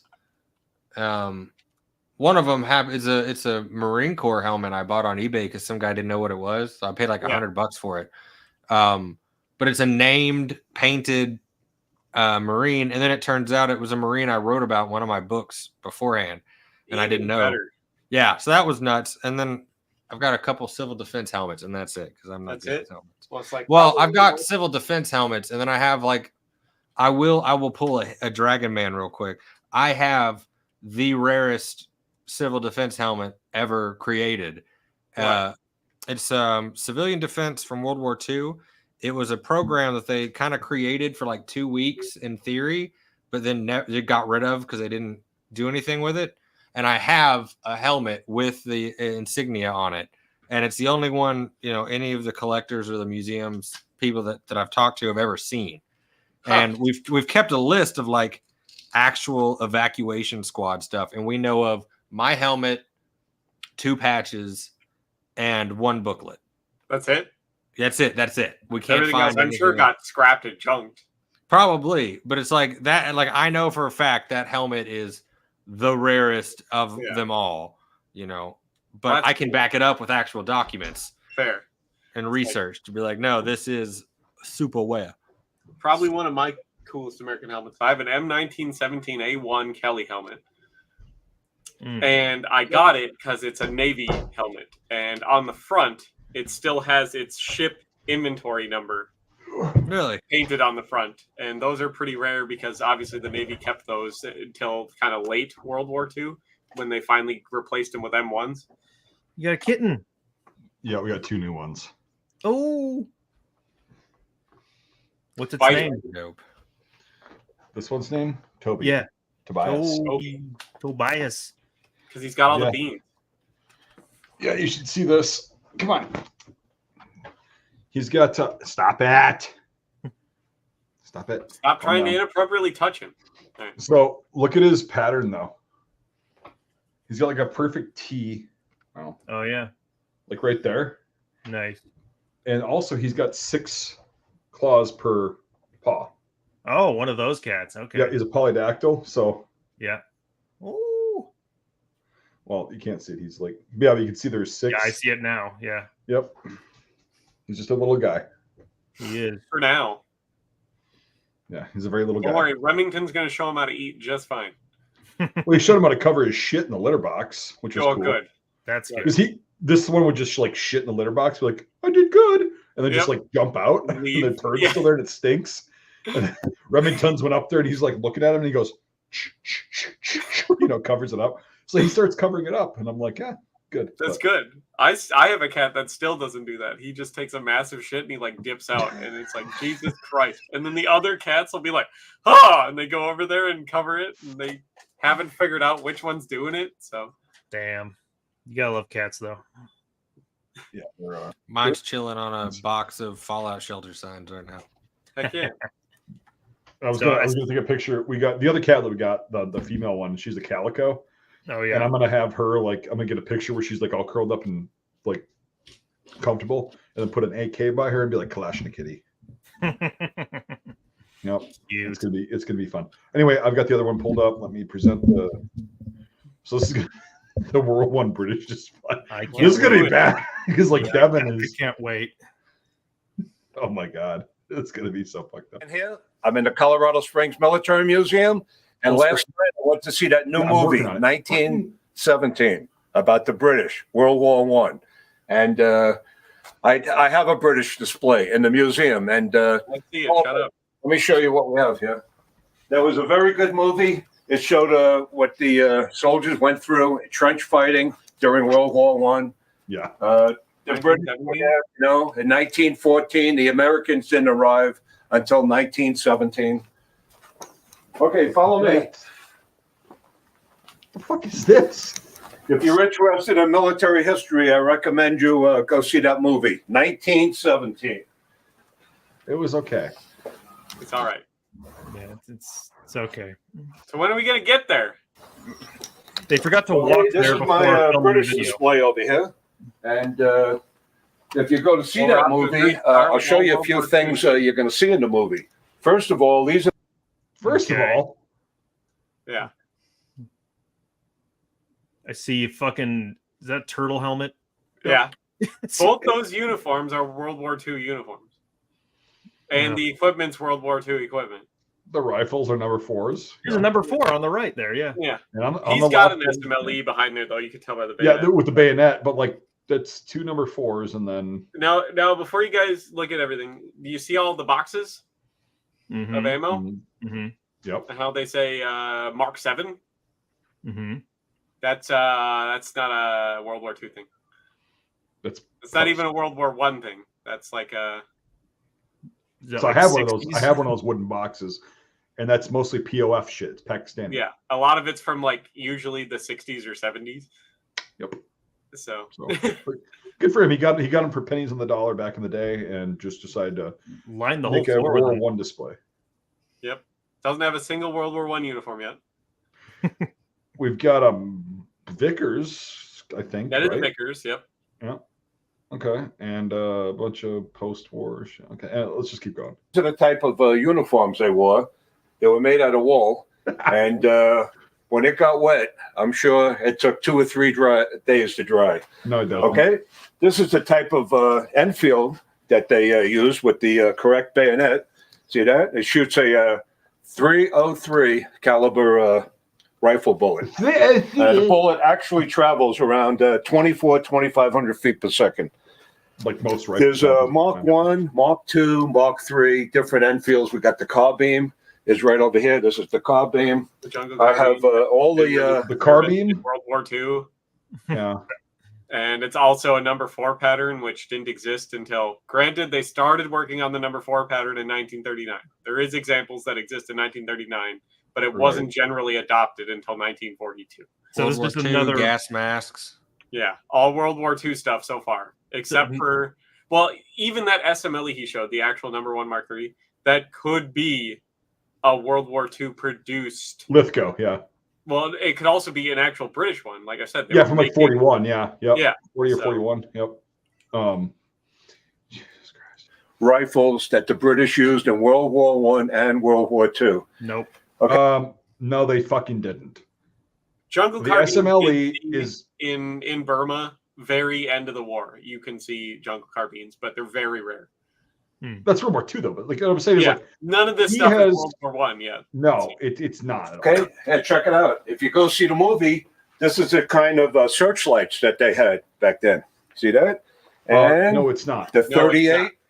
revolver, Webley, Okay, so it's called. These are pretty okay, so Cool. that's a fucking made from the 20s on Webley Mark. It's a 38 caliber Webley, so it's a 4.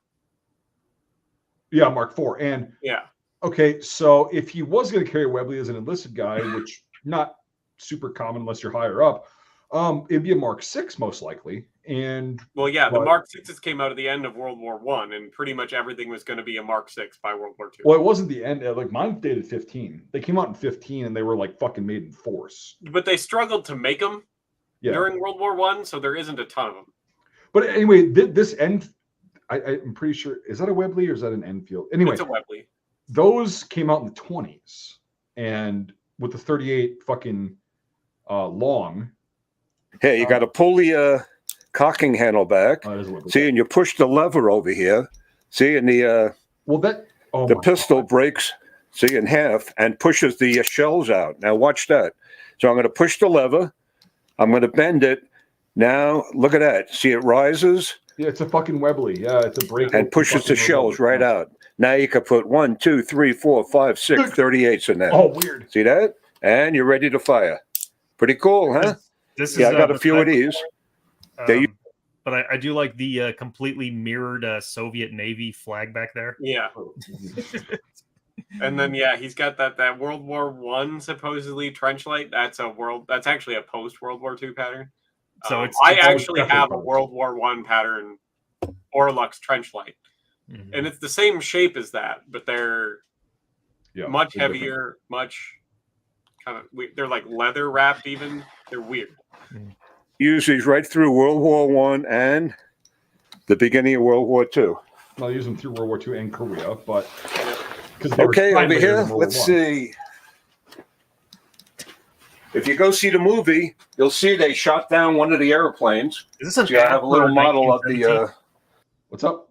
Is this an ad for 1917? He just keeps the mentioning little it. airplane And it that doesn't they have used air. during World War One in 1914, That's something they shot 1915, 1917. See, and they got twin Lewis machine. Even though he watched See over there. Yeah, so the Germans were using Lewis twin machine Lewis gun machine on a guns on their German plane. on their DR6s like this, like that. They were using Lewis guns. If you didn't know that, they were using them because the British actually supplied their enemy with machine guns to put on their planes to kill their own pilots as a psyop.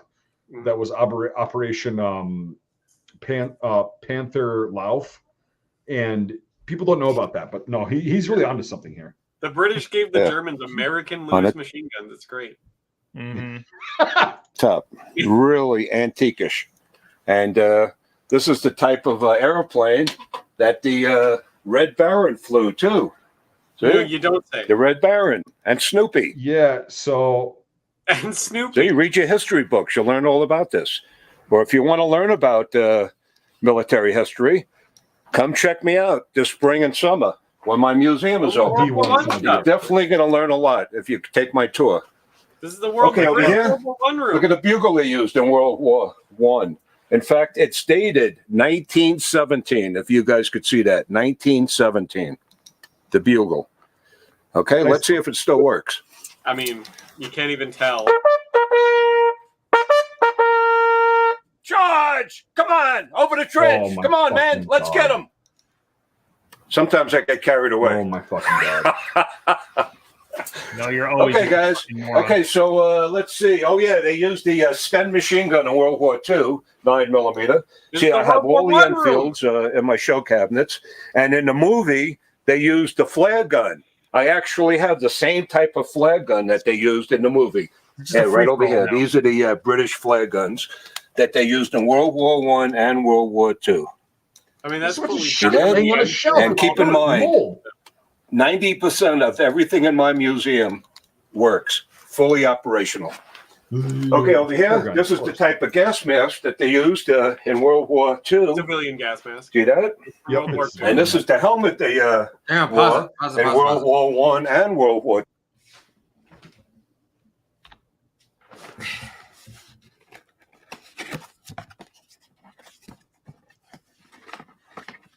Here's the children's version.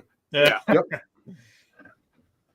But this is what they actually wore in World War II. Yeah. So this is just a free for all now. It's World War I and World War II. He doesn't even. There's not any World War I stuff yet. That's what he says anyway. The only thing that he had that could be in those like thing where he's like, I have all the flare pistols. He had some Enfield revolver. Hang on, look, you guys are thinking this way too hard. It says it right there.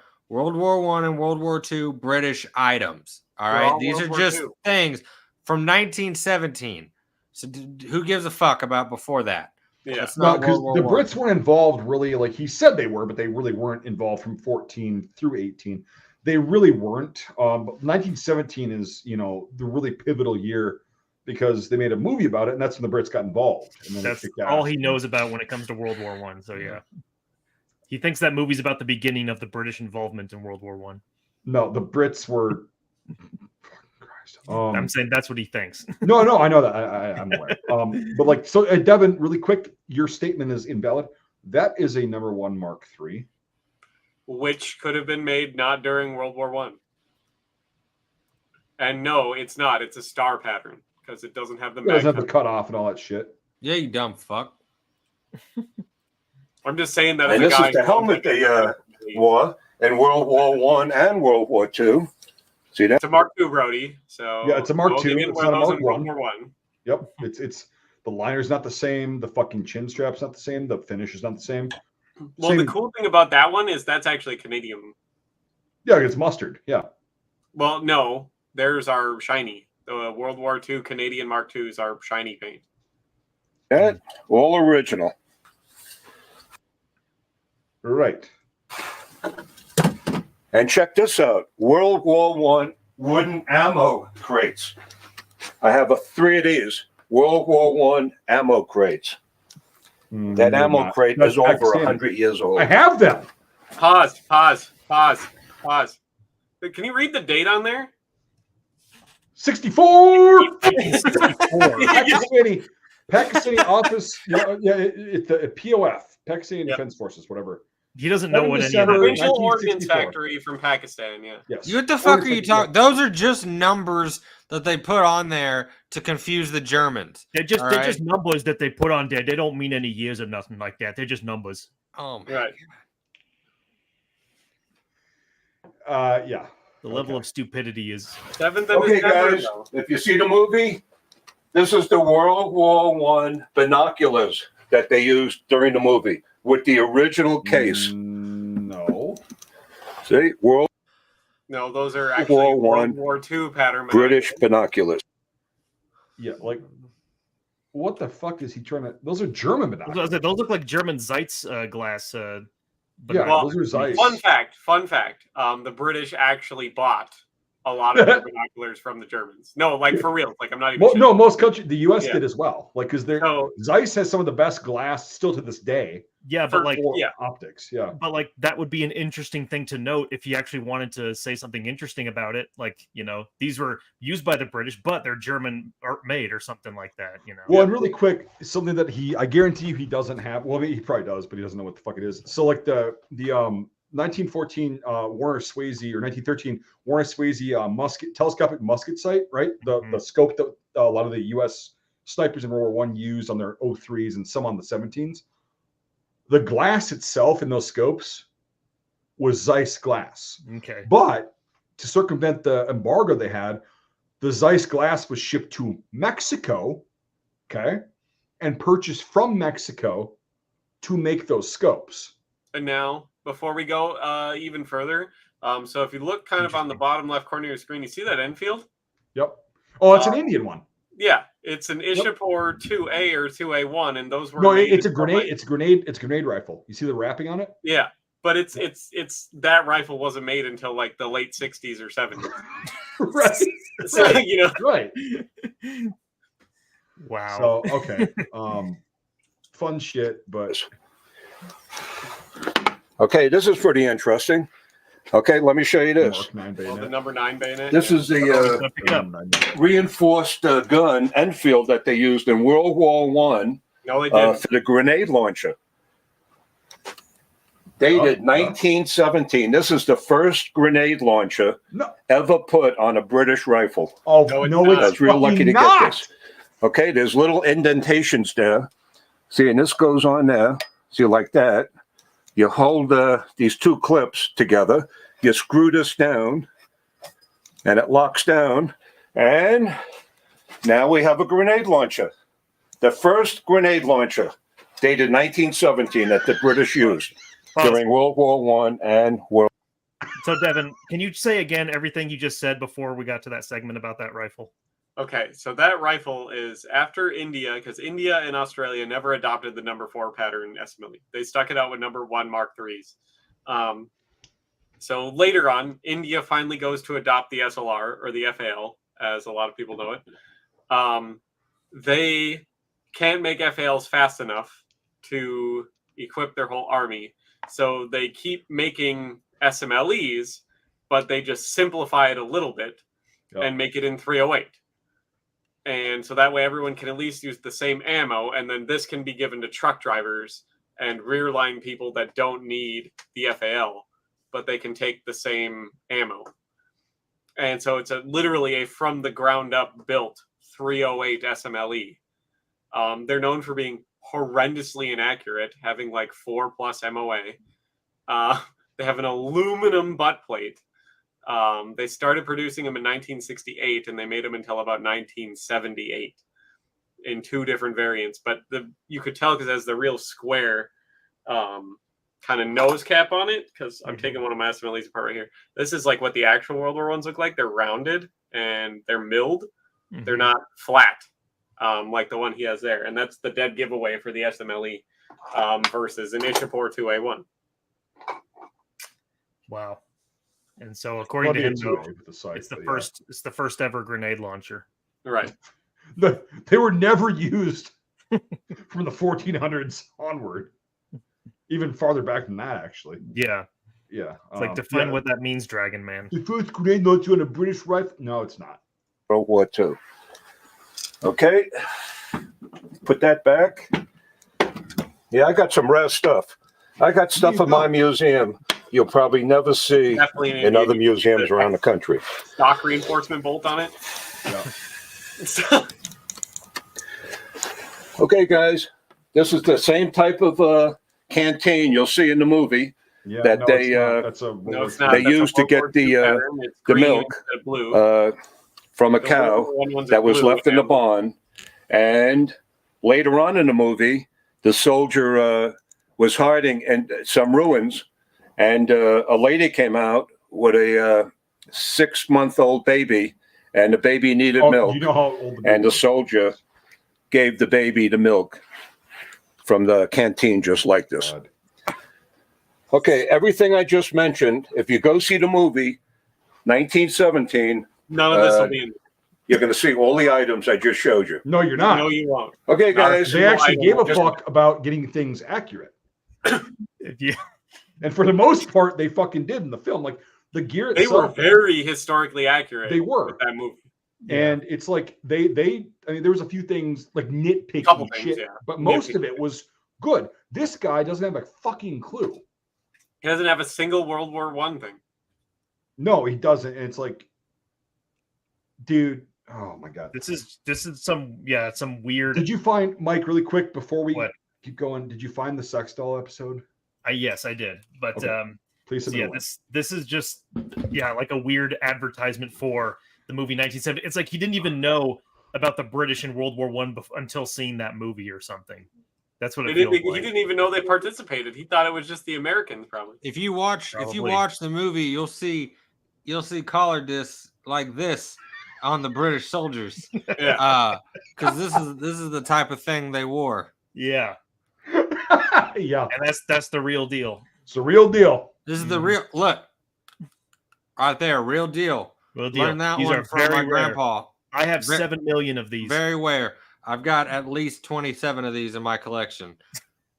I paid $4,000 a piece. Jimmy, I don't want to start corrupting you now to be like him, but you have some big shoes to fill, bud. I gotta, I'm sure if I call around to some surplus stores, I might find me a good collection of good, authentic British World War I stuff. Yeah. Well, you can definitely get all the Dated 1967. Yeah. 64. Yep. Come on.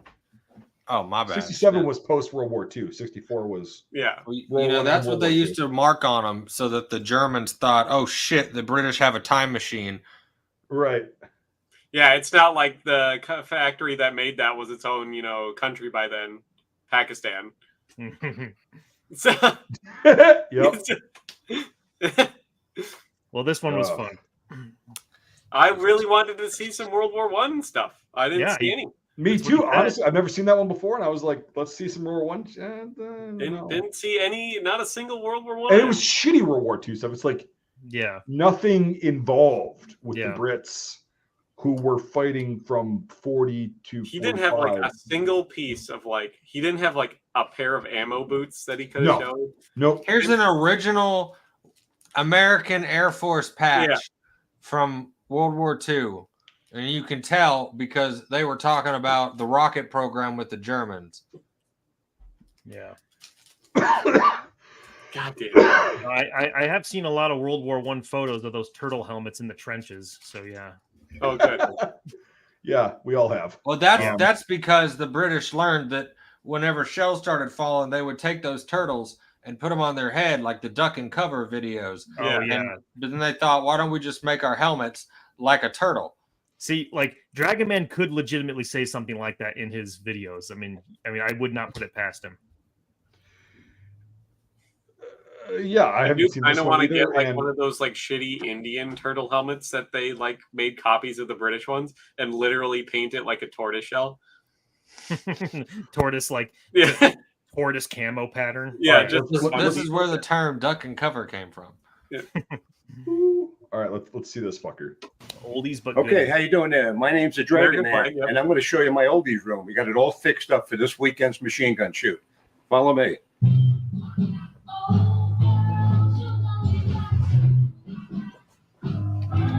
Oh, this is the room we saw when he walked by. We're going back 59 years to 1958. Follow me.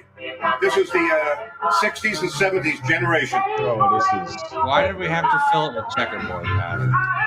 What? Why did it have to be filled with checkerboard on everything?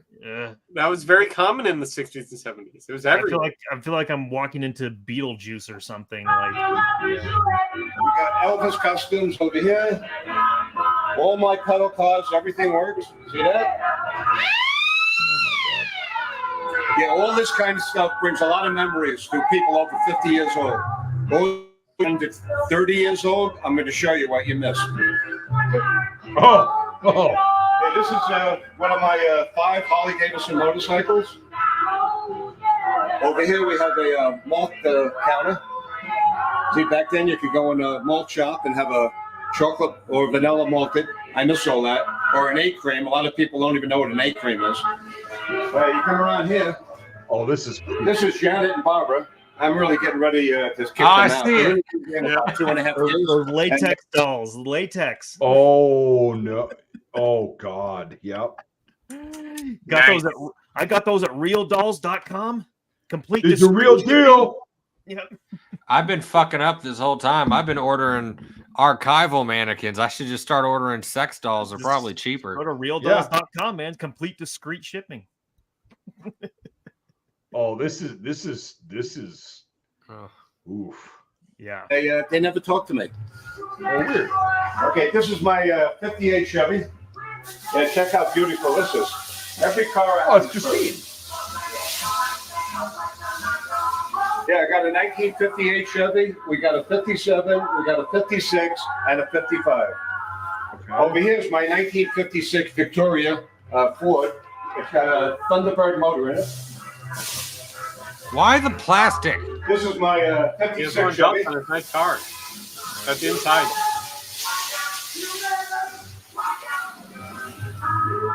It's got a 350 small block Chevy motor in it, 4-speed Munson transmission, and a Chevy rear with 411 gears. Every car I have, I love every one of them. They're all perfect. Then I have my own tow truck over here. With this many cars, you have to have a tow truck. Yeah, check out this Ford. Checkerboard It's got a inside brand new the car. Ford motor in it, and there's a 1955 Ford. Route Hey, come around 66. and turn here.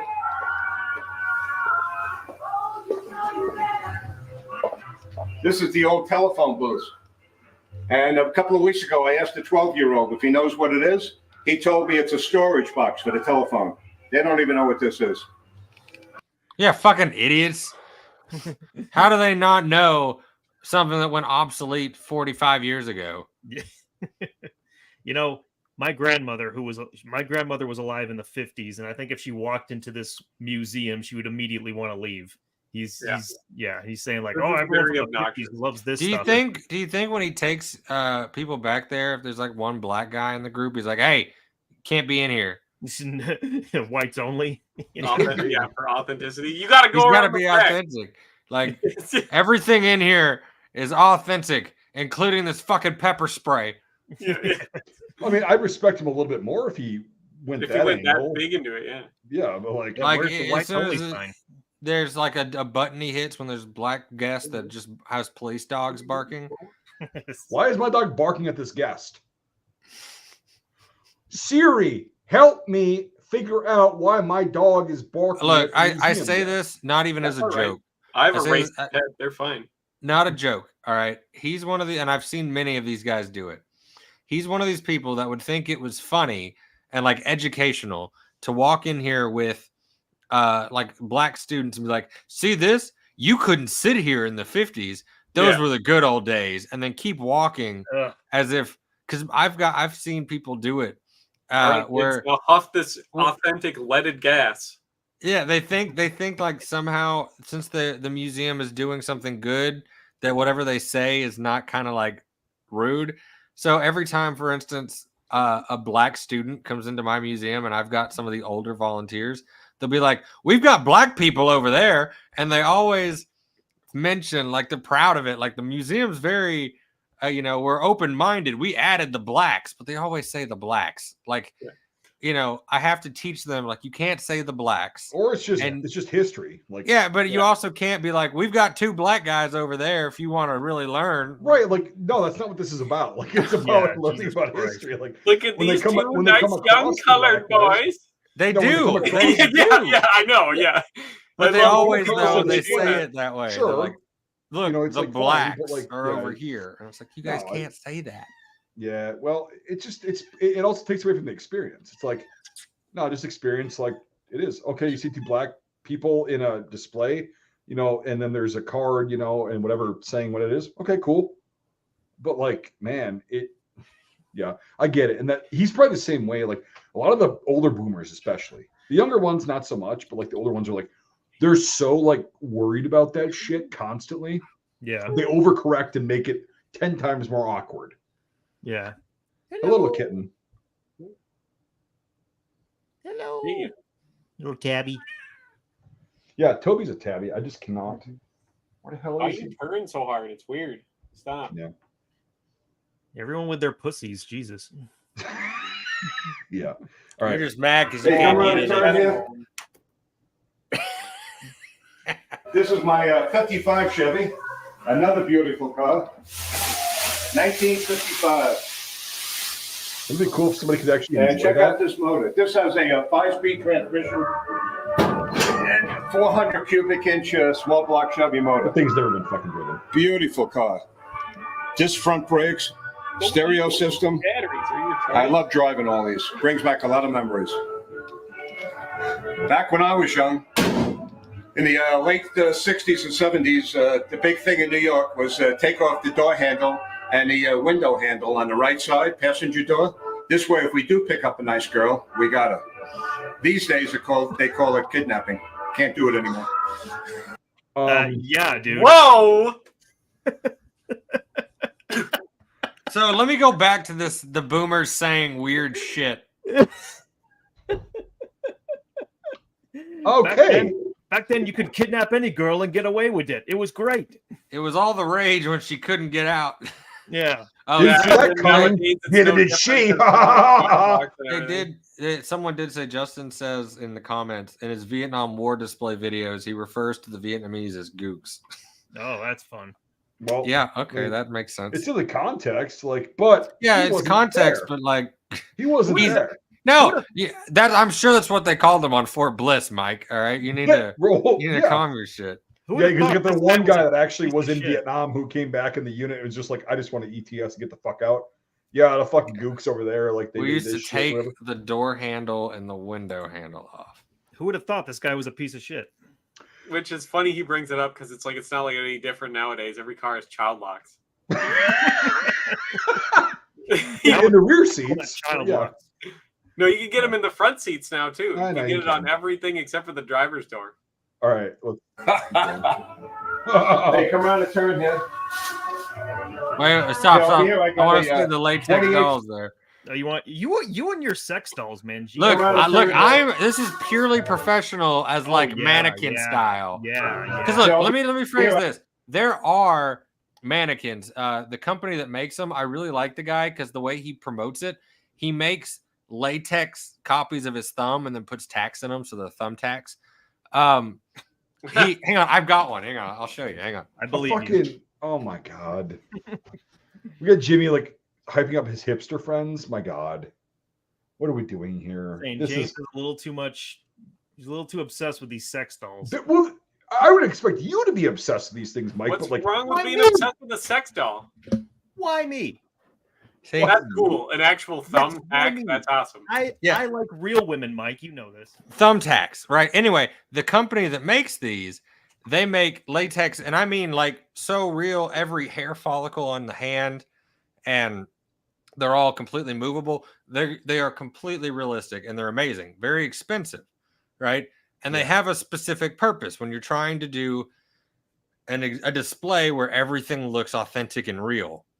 But this method of just buying a sex doll to display it with wigs, Yeah. I mean, is it gets disturbing. the same job done at a fraction of the price, sure. and you can fuck it. And yeah, after a long day of doing tours, Yeah. Let's get to the real reason why, Devin. Yeah. her mouth Put her was in just, it was put her open in the enough to passenger where- seat. It was open and, enough to where I just couldn't let it go. Like, yeah, Yeah. I had to do it. I mean, I wasn't the one who put the vagina in it. You know, whenever I have to put 28 these on sedan display, and a 31 Vicky. Here's one of my favorite hot rods over here. This is a 3-window 32 Ford.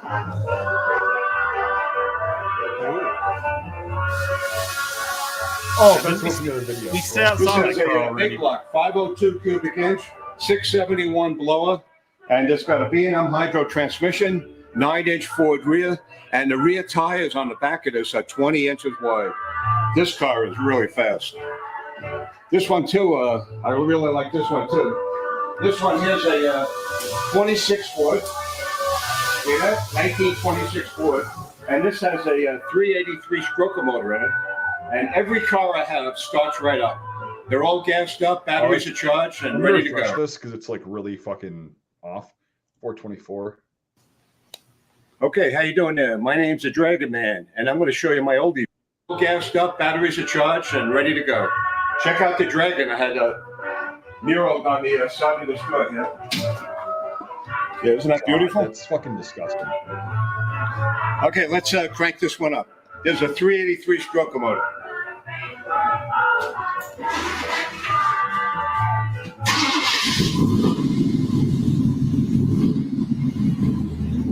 I love cranking up exhausts in my room full of artifacts and displays. Well, that's why I put the plastic on it, James. You fucking amateur. Like, my bad. He's got plastic on his shit. My bad. I love his dementia. He just accidentally leaves one of these cars running in here and just like fills the whole fucking place full of carbon monoxide. Dragonman back here today, and we're going to look at my World War I bridge display, and it's kind of I'm feeling kind of I don't know. It's one of them days. It's it's very out of control. On the news, Dragonman kills himself because he's a fucking idiot. Yeah. Quickly, give me some of that paralyzing morphine. I want my left, no, my right side to go numb. Jesus oh my Christ. God! Wait till Jimmy gets back, and then because this is really fucked up. That's what I'm saying. The deeper you go, the crazier it gets. Like. Yeah.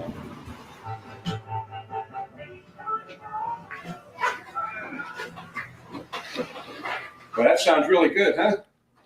Sure, I guess. This one's all ready to go. 1926. It's got a custom box chassis, too.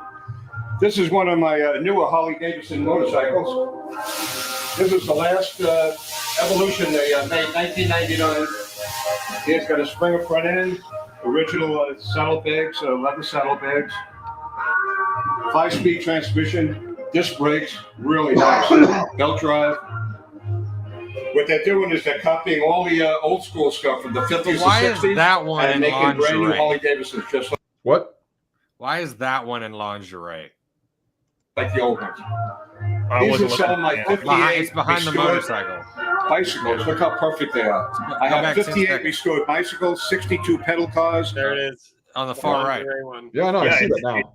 It's in a 90, yeah. It's because that little bike gives him a fucking erection, and he's like, "All right, well, I'm gonna take the plastic off of you and do my deed." But nobody needs to know. Bends it over, yeah. That's why I banned black lights for my museum. Those are black lights, yeah. And 81 gas pumps. Follow me. No plastic.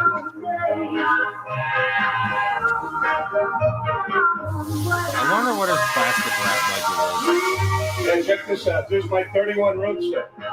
500 horsepower. It's all supercharged.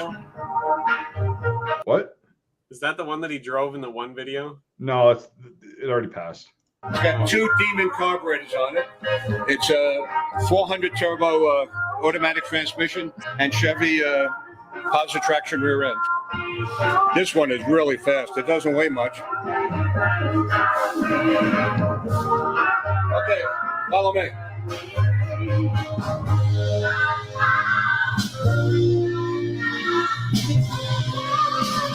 Oh, there it is. Here's some of my pedal cars. These are Lionel trains from the 60s. And they run perfect.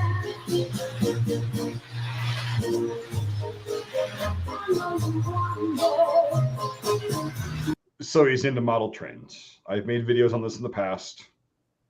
I needn't say more. What, Mike? I haven't. What about model trains? Adult males who are into model trains. He's saying he's autistic. Right. No. You jumping the gun. I would have never guessed. You're jumping the gun. Are, in my experience, always a little off. Right. They're that into it, you know? And it's like, oh, there it is. Yeah. No, I because I have my own opinion on the train people, so I wanted to know what you thought. They're nice people because I'm not a child. That's why I don't fear them. If I was a child, right? I'm just saying, like, I don't think it's any different than those people that have like all their Lego displays and shit, but they're like 40. Yeah. Right. And see, I have my same thing, like my opinion on people that like will do like fucking like tabletop like World War II kind of games and shit like that. Yes. I don't know. I feel like it's the same pool as like the grown men that when they sit down in their office are just like weapons in the background all the time. Yeah. Next thing you know, they got all these like hooks and they got all their guns on it, and they're gonna be buying a sewing machine. And Or they're all just like upright, in the background. It's always one of those things that it's freaky. But I'm on the book team. Yeah. Yeah, the book team works. But you know what's something that's honestly sad about all of this? What? Take away his collection, his stuff he's bought as a collector. Think about the stuff people have given him. It's a private institution. When he dies, all of this material will be sold. Oh yeah. And since he's not kept records, everything that was ever donated as a collection will be broken up. And no one will know what the fuck's going on. And it will all be for nothing. I guess what'll he care at that point? He'll be dead. That's why you should never donate to a private museum. Yeah. Here's the thing: is I donate things to people like you, Jimmy. Like, all joking aside, I know you're reputable. I know you. If you're wanting something, and you know what the fuck it is, and you can make a display and actually educate people, you're somebody that I would be like, yeah, here's a $1,000 thing, but it'd be better preserved in a museum because I know you'll take care of it. And there's other people, there's a lot of curators and directors of museums who do give a shit about their display, how they display things, what they display, et cetera, et cetera. And like that, I have no problem with. Right? This kind of shit, this is organized hoarding is what this is. Yeah. It's like when Ray was on the other night, I don't know if you were still here, Jimmy, but like he said it's basically like the house on the rock, right? Which is, I don't know if you heard of that. It's in Wisconsin, and it's a cool place when you're in the first, like his actual house that he built in the rock. And then you go to pole barns that are full of shit like this. Yeah. Where the guy lost his fucking mind and just acquired as much shit as possible. It's organized hoarding. It's exactly what you said. It's organized hoarding. And it's like, dude, the shit that I have, I could put in a museum, but the amount of space that would be required to like give each individual item its kind of due diligence, it would take up so much space. I don't have that, because I would want to put information, tiles or whatever the fuck that are informative about what this artifact is, what the significance of our history it is, and blah, blah, blah. It's not just putting a bunch of shit like on display like this right here in a bunch of like glass cabinets and on the walls, and like there's no place on the plastic. What? And then covering it in plastic. Right. Well, what you should do, Mike, is just put everything into like a warehouse and then give impromptu tours of it, but be geriatric first. These are the guns they had in Vietnam. Next room. These are the guns they had in World War I. Next room. Like, great. I got Wikipedia, Dragonman. Thanks for coming. Well, yep. I do have the guns they use in Vietnam. Some of them. Yeah, so you're already there. Yeah, you've already got this. Start charging people $20 to go to your bedroom. Mike and Devin have been to my place and all that shit. It's like I got some decent shit. I've downsized in the past few months, but like I got some decent shit. But like, again, it's my stuff, and it's like I know what it is. And if you want a personal tour, like whatever you point out, I will be able to tell you the correct information on every fucking thing I have. Yeah. Right. And it's like, as a director or a curator, mostly director, you also have to know exactly what the fuck you're putting out there and displaying to the public. Mm-hmm. And it should be correct. Last thing I want to deal with is like people like you coming in and being like, hey, this is wrong. Like, I don't want to hear that. Like, well, I could do that anyways, just to make you self-conscious. Like, that's the thing. That's the beauty of it. I get two options on my side. I can either be like, A, fuck you, I know it's right, or B, if I don't know it's right, I'd be like, my curator put it out, it's on him. Well, here's the thing, you've asked us. No, you've asked us a couple questions on things that you've gotten and everything, and you're like, "Is this blah blah blah?" And then we're like, "Yeah, here's this and this. Here's the information, so you can write it up correctly." And it's like, but here's the thing: is like the thing with history, like in general, is I don't know, 15-ish historians. They're all very good at their particular area of research, right? Mm-hmm. There's a little bit of overlap, but like it's different people who I know who, if I have a question, I go, "Hey, what am I looking at here? What is the significance? This is what I know about it." And then they go, "Okay, that's this, or it's probably this," or they go, "I don't know," most of the time, which is the sign of an actual legit historian. And they go, "But now I'm curious." And no, things, I just, again, like I tell people on my YouTube shit, like I'm not an authority. You should go research this for yourself. Like, and if you can provide evidence, which a prime example before we get back into this really quick, because this is creeping me out. This is fucking weird. Yeah. A prime example is the Mattel made the M16 myth, right? They did. Right, or even made parts for it. And I've literally offered $100 reward for anybody who can get me factual, like actual evidence besides hearsay and word of mouth, because I don't take that as that's like a third fucking line source for me. Is They did make the M16 toy. What do I win? Where's my $100? Yeah, the Marauder in '66, but like, yeah, where's my $100? But here's the thing: is like nobody has ever been able to provide me with legit evidence of that. But they swear to God up and down. I'm pretty sure everyone knows that. What? That Mattel made the Marauder? No, shut up, Devin. You fucking fag. Don't get back on that. But like, what I'm saying is like, nobody's been able to provide evidence of that. And therefore I go, if you can provide a photo, we didn't have cell phones. I was like, did you have cameras? Like, no, nobody in Vietnam had cameras. There's no pictures of it. It's all fake. Exactly, right?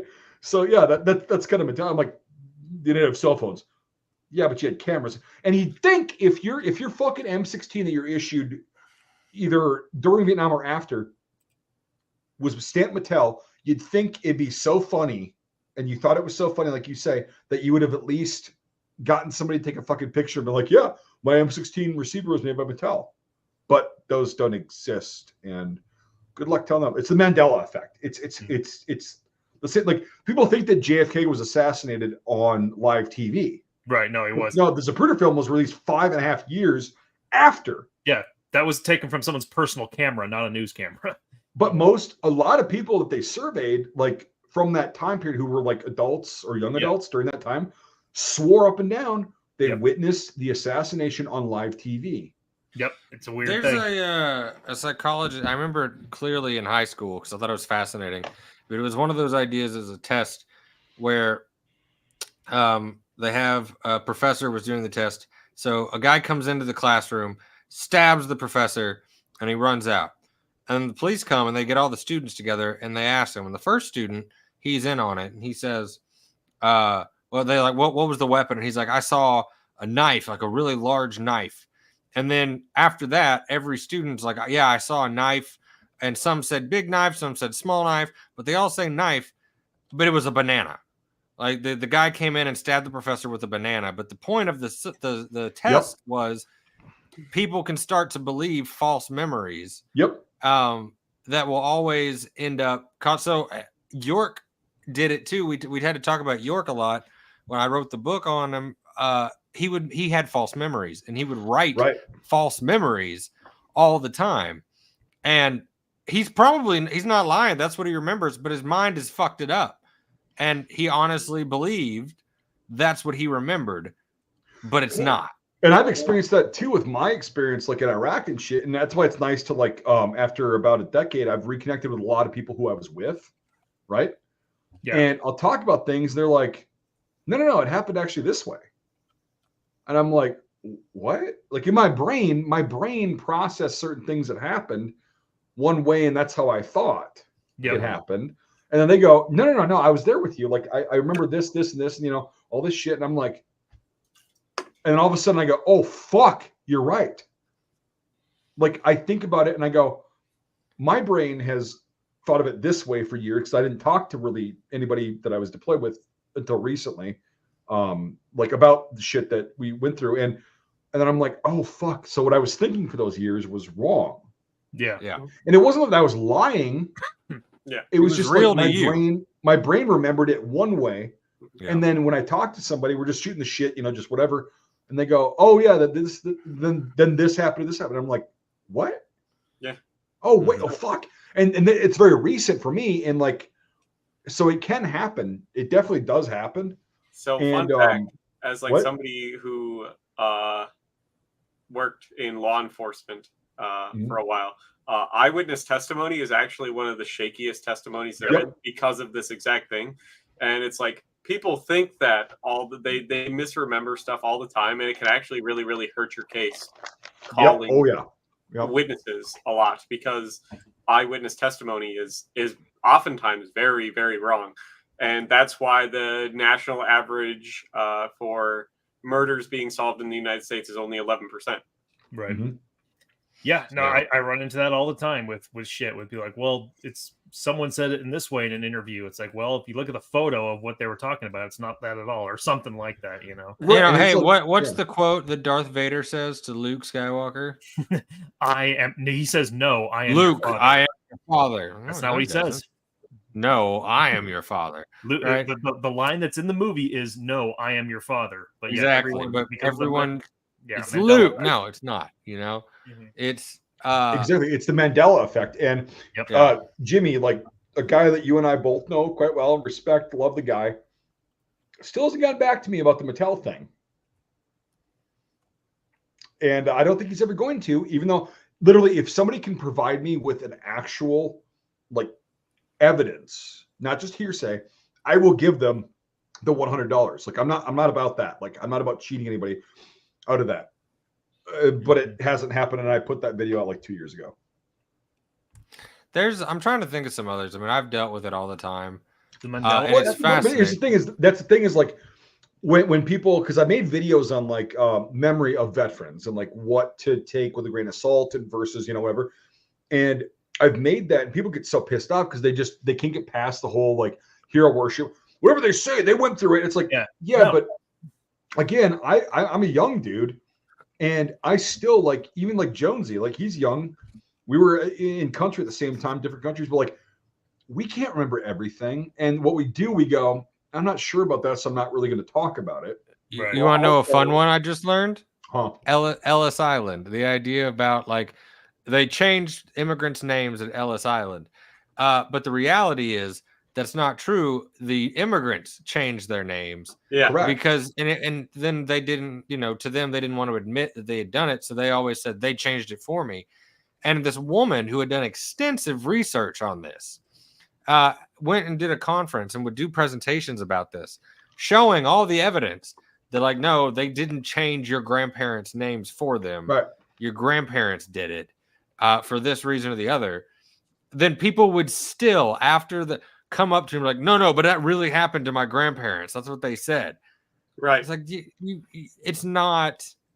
it's not something that you can take for granted. I mean, maybe that's why all of my work is like dealing with myth. It's because I don't believe what people say all the time. Mm-hmm. But you shouldn't. No, you shouldn't. But like that's unfortunately what people really consider. Like, oh, well, this is why. No, it's not. Unless you can prove it, you can't say anything about it. And you have to remember, I always try to tell my students, where did you learn something? And like really consider it.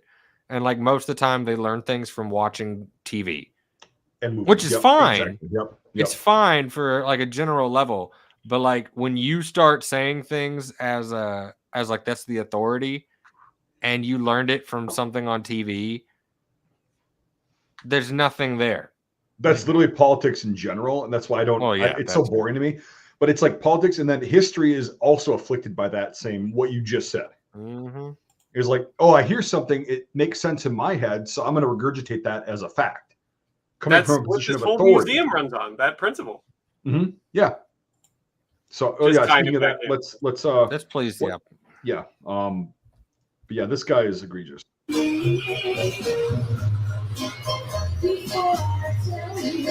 Pretty cool, huh? No.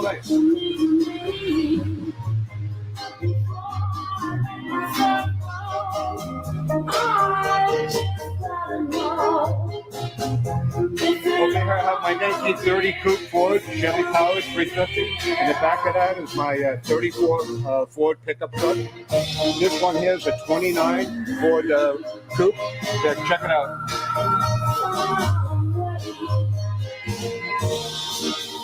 These are all beautiful cars. The back of this one, that's my 32 Ford. That's got a 454 big block engine in it. They're all beautiful. I love every one of them. This one's chopped and channeled, so I got to watch what I eat. I won't fit in it anymore.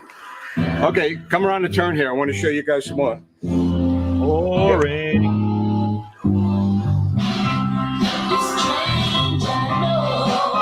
I think I would have a seizure in here. Look at all those gals. Pretty sure I would have a seizure in this place if I went in. I got my tea bucket over here. That's my 28 Roadster. This is my 27 Ford Roadster, and back of that's my 34 Ford. This here's my 800 horsepower street legal dragster. Really cool. Got plates on it. It's on. It makes it legit, yeah.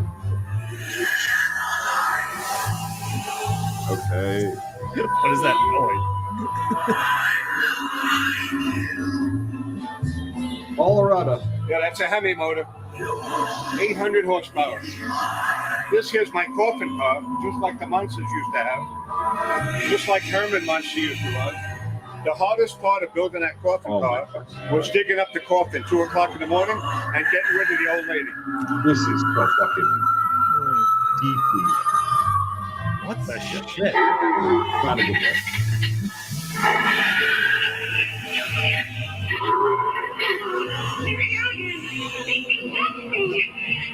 Got a 350 Corvette motor in it, and it's got a 400 turbo cubic inch transmission with a narrow 411 reel.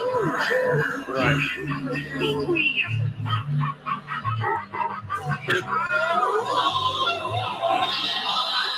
The Vader is very 50s. Yeah. Yeah, all these guys here, they're all pissed off. You know why they're pissed off? I didn't feel 934. I gotta refresh it. It fucking lags once in a while. All right. So I feel like, I mean, on a quick Okay, how you side doing note, there, y'all were Mike? saying Mattel M16, like the Mattel Marauder rifle. The toy gun, the plastic gun. Yeah, so it actually turns out Mattel made 2. They made the Marauder and they made an M16. Like they just called it the Mattel M16 rifle. That's what I said. Yeah. And the Marauder, 2 different ones.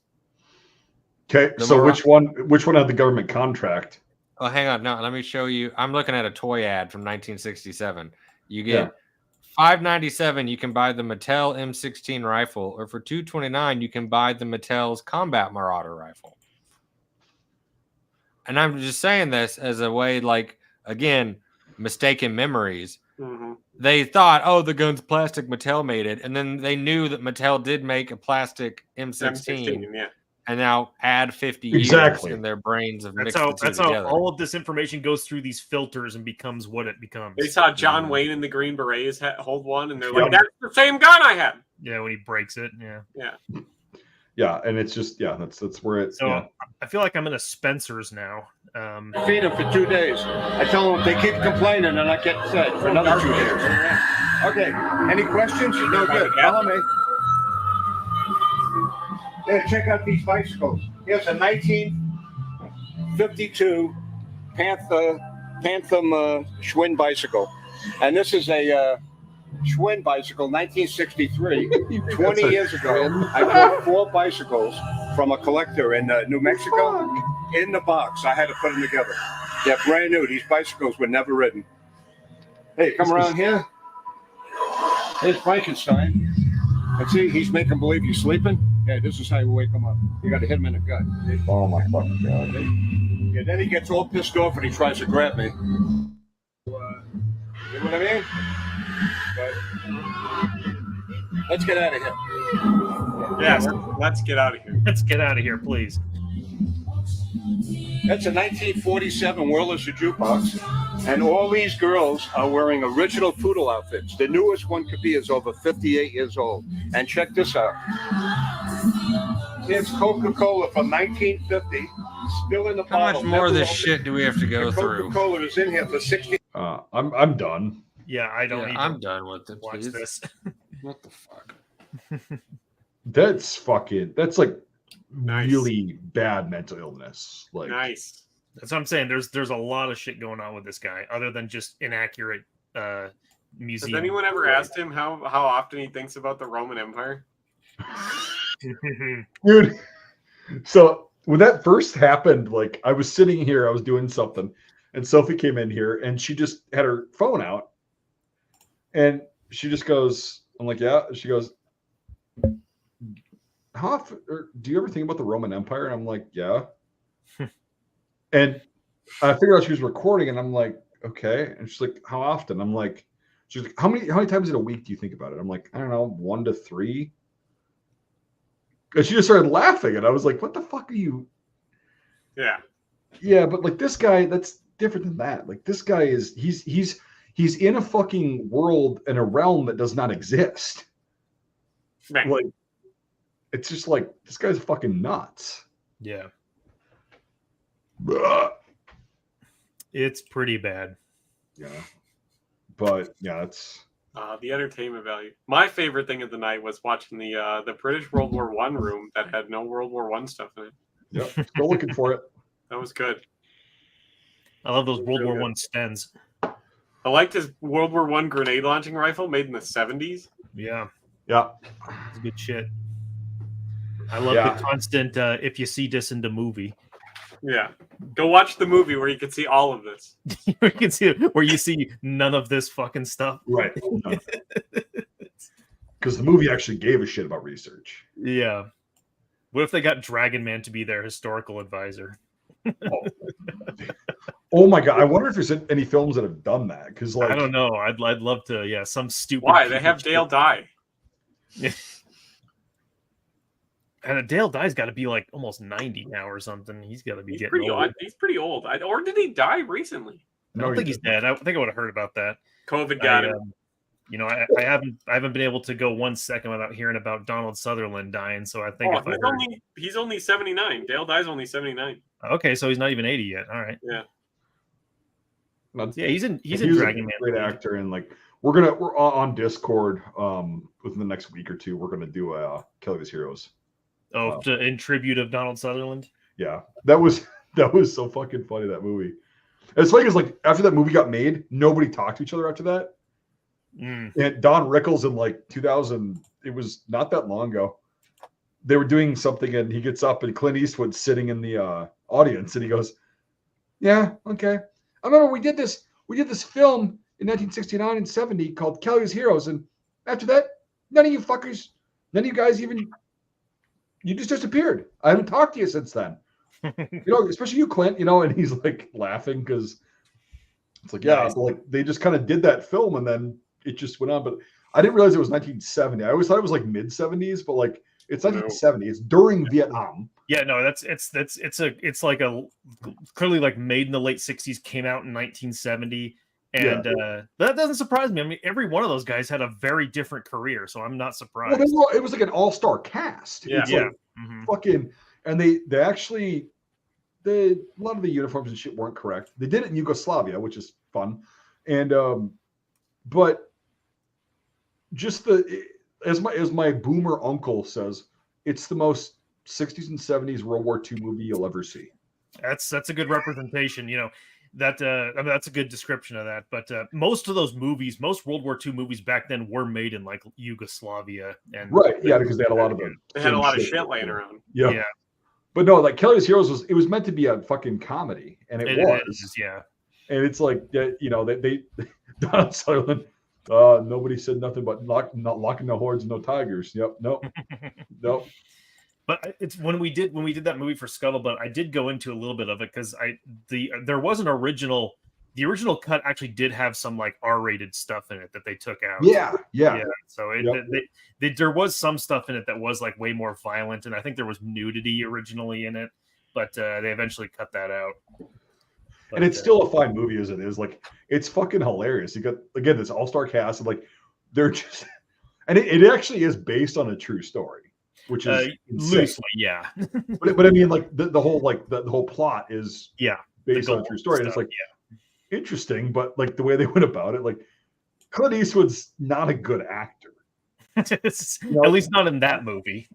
No, he's not in any of his. He's always the same, which is fine. He's always that spaghetti western kind of classic, whatever. Listen, just the stoic, hardcore. Say very little, all that shit. But yeah, I say the same thing about John Wayne. It's like he was very good at being John Wayne. He was very good at being Clint Eastwood. You know. Clint Eastwood was a way better director than he ever was an actor. That's a freaking literally, yes. Yeah. Agreed. Yep. Yeah. But here's the thing: is like because he was an actor for so many fucking projects, he probably knew what worked and what didn't. It's probably from him talking to the director, being like, "This is how I would do it," and the director's like, "You're dumb. Go be, Clint Eastwood." Yep. Yeah. So he became a great director. Not saying everything was a winner, but yeah, he made a lot of good movies. He made a lot of pretty good movies. He knows the process. Yep. So. I always thought Gran Torino should have been his last thing that he ever did. But I agree 100%. Yeah, Gran Torino. That was actually a really good fucking movie. It's great. Yeah, I love it. Great movie. What do you think, Jimmy? Which one? Gran Torino. I like the movie as it is. That's what we're saying. Is like that should have been probably his last time performing. Yeah, I think so. Well, yeah, he should have died like 10 years before that. And now he's still making shit, and none of it hasn't come nearly as good as that. Right. When he came out with like the Richard Jewell movie, I'm like, really, dude? Like, why are we making this shit? Are you serious? I mean, Flags of Our Fathers and Letters to Iwo Jima being back to back at the same time. Yeah, that was power move. Yeah, because I just saw it in the chat. If you've seen Flags of Our Fathers, you got to make sure to go watch. But he also directed that. He didn't act. Right. That's right. Directed it, but his work is amazing. Maybe not so much as acting. Well, that's what we were just because you were zoned on your phone. I was looking at Mattel. You got me into this Mattel rifle. Trying to see if I could find anything. The person's first name that will eventually be on here, admitting to me that he was incorrect and I was correct, starts with an S. You know who I'm talking about. And I'm still waiting. And if he does miraculously get me a government contract number, even if it was nixed, but a government contract number for even the parts, I'll be like, here's your $100. There it is. But I'm very confident in knowing that it doesn't exist. And I feel like you and I also have a certain supply sergeant who was there when they introduced the M16 that we could probably ask his opinion. And it's weird. He doesn't recall anything. He knows what the XM16E1 and the M16A1 made by Colt mostly was. And because I asked him, I don't know if we were on the record or it was just like, when we were just taking a break or whatever. But I asked him about the Mattel thing. He goes, it was always a joke, but like nobody ever believed that. They were all Colt. Or whatever, they're mostly Colt. And most of them were Colt. And here's the thing is like, this person that you and I know mutually, with an S, I'm sure what he was issued was a fucking GM Hydromatic, which they did make receivers for basic trainee ARs or M16s in like the late 70s and 80s, right? GM Hydromatic and Harrington Richardson made receivers for M16s for mostly basic trainees, and the GM Hydromatic logo is a circle that could have been misconstrued as Mattel. That's about it. I don't know what the fuck you're talking about. Every single one of those rifles has an M from Mattel on it. Uh-huh. Yeah. Yeah, it's the Mattel 16. That's why it's called an M16. Exactly. Exactly. Mattel 16. But no, it's Yeah, when I brought it up to Don, I was like, yeah, so there's this myth. He goes, I never saw one. And I was like, yeah, because it didn't exist. That's why. But yeah, it's funny as shit. Like, it's also fun, like watching, because like when we were down there, I zeroed his new AR that he got in 308, his AR-10. And then he had an AR-15 that needed to be zeroed as well. So I did that. And it's funny watching a guy who was in Vietnam, but he's older now, grab an AR and just like you and I would, whatever, and just bam, bam, bam, bam, just fucking be able to use the tool like he did back when he was in his early 20s. And it's like, it was really kind of interesting. It pushed him back a little bit more because he's a little bit more old and feeble. Yes, Don. Frail now, yeah. Yeah. No, but he's still like, we had the shotguns and shit. I sent James pictures of this. We were down there because we were shooting the mistletoe out of the trees because it was spring. Or no, it was winter. And he was like, I gotta get this mistletoe out here. So we just all grabbed a shotgun, all three of us grabbed a shotgun, and we were just blowing the fuck out of the mistletoe. And he was like, that's a pretty good haul. And, you got lucky. You got to use the shotguns. The old fucker put me in the basket of the tractor and hung my ass up there to pull shit down. Oh yeah, he does that shit all the time. I said, I'm not gullible like Jimmy. I ain't gonna do that shit. Well, to be fair, the old fucker tried to do it himself. He's like, "No, you lift me up in the basket." I was like, "No, I'm gonna kill you." Doing that. yeah.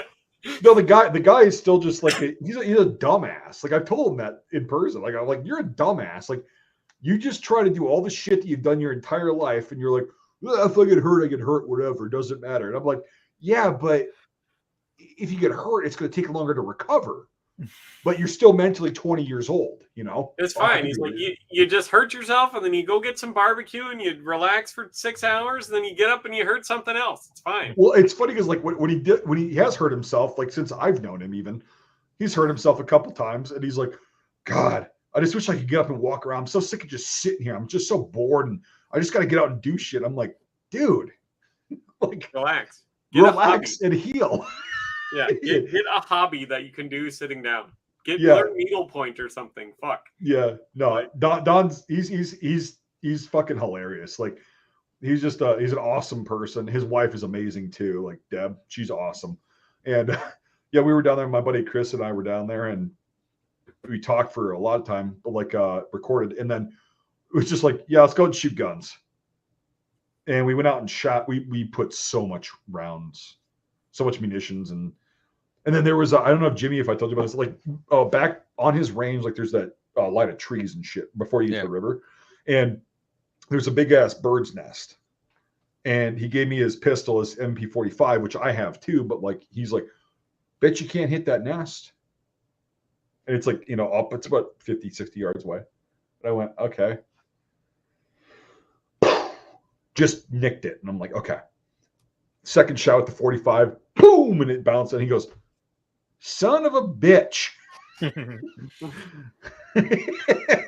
it falls down, and then we ended up shooting a shitload of guns, and then we went in, and Deb's like, y'all missed lunch. Y'all were out there shooting these guns. You've been out there for 4.5 hours. And I'm like, I look at my watch, I'm like, oh shit. Like we were out there shooting guns for a long time, and then it's like, well, I'll make you some chicken fried steak. And I'm like, perfect. Sounds like a plan. Yep, she did. It was awesome. And then, yeah, it was just, but anyway, like Don is fucking hilarious. And most vets that I talk to are, who have actually done shit. They're cool as shit. They're just like, yeah.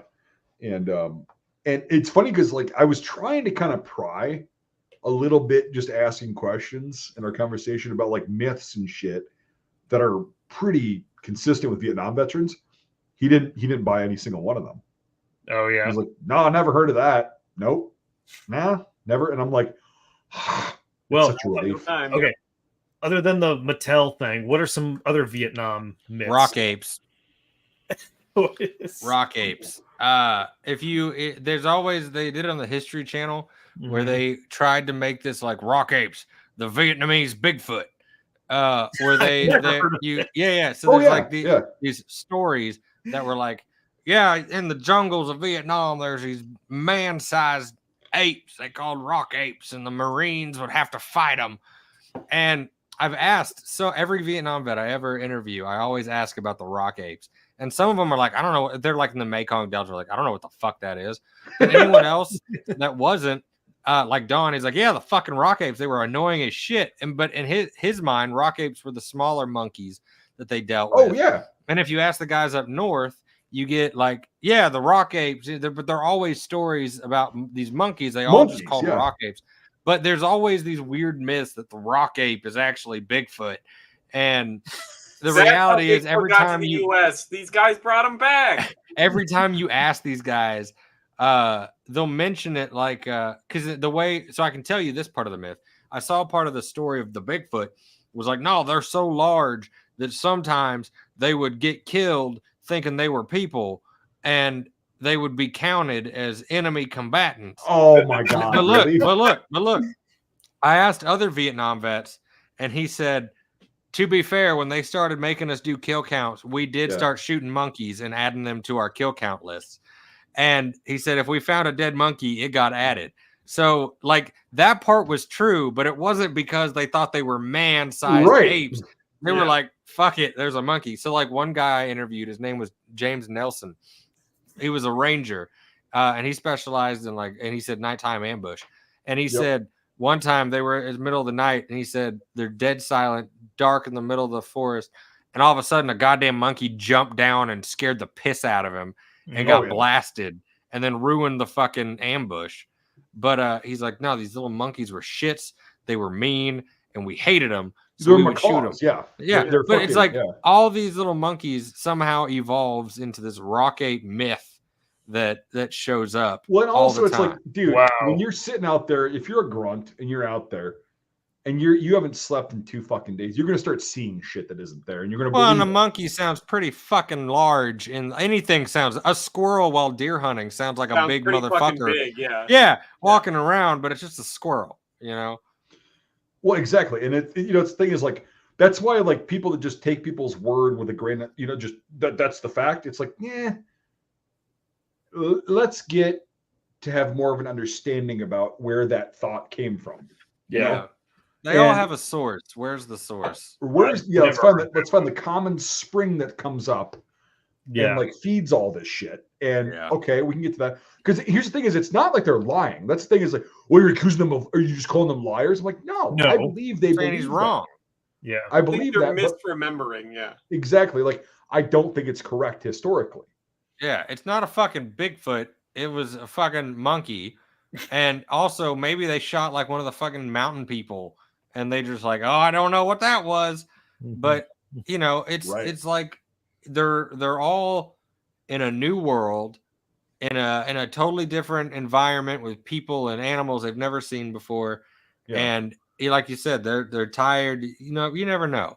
So you get weird shit, or I wouldn't call it a myth, but you also get shit like Don told us that he said he swears to God those fucking frogs at night would go fuck you. Fuck you. And it was like a lizard or some shit, but he's like, that fucking fuck you creature just in the jungles of Vietnam telling us to fuck off.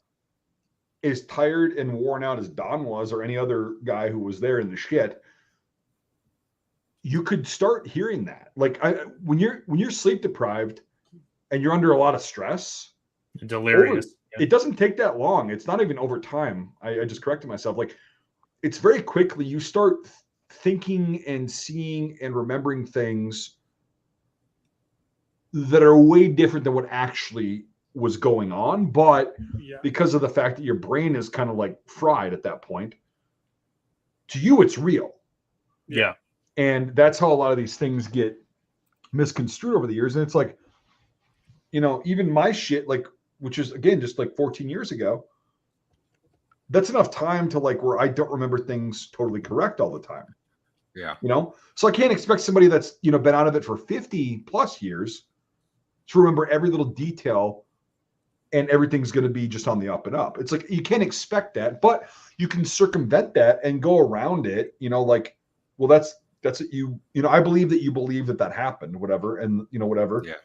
Doesn't make it correct, but that's what you believe, so that to you is correct, and that's your history and your contribution to history is that you believe this happened, blah blah blah.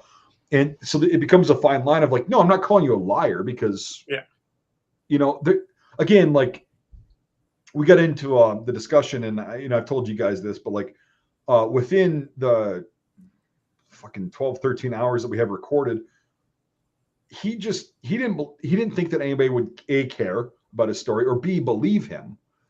And I was like, well, here's the thing: is if somebody is blatantly lying, it's very obvious to somebody who's been there. It's very obvious. There's between lies and remembering something a certain way, right? And that's just what it is. And I've actually questioned a lot of older guys, especially on things. I just nicely question them, and they get pissy. Yeah. And it's like, well, because you're questioning what they believed for X amount of years. And I just go, all right, it's not worth it. Like, we'll just let it go and like de-escalate, blah, blah, blah. Doesn't mean they're lying, but that's what they believe. Right. So it's a weird territory that a lot of people who aren't like really historians, they'll look at that as, oh, you're just trying to blackball this person and discredit them. And it's like, no, that's not what I'm saying at all. Yeah. But it does get emotional because you're talking about people's experiences.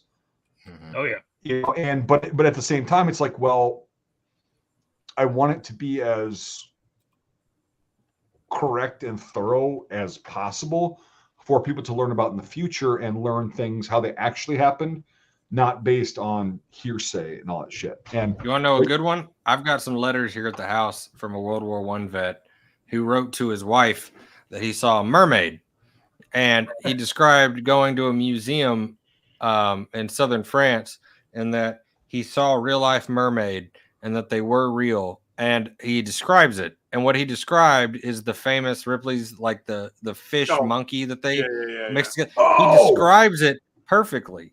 Like, that's what it is. But in 1919, this man thought he saw a mermaid at a museum and wrote to his wife about how unbelievable it was, but he's actually seen it. And that man probably told that story for the rest of his life. Yeah. There you go. And now looking at it 100 years, I can be like, he obviously saw one of those fake mermaids that the museums had in France in 1919. Right. But to him, he saw what he saw. He was not lying when he said he saw a mermaid.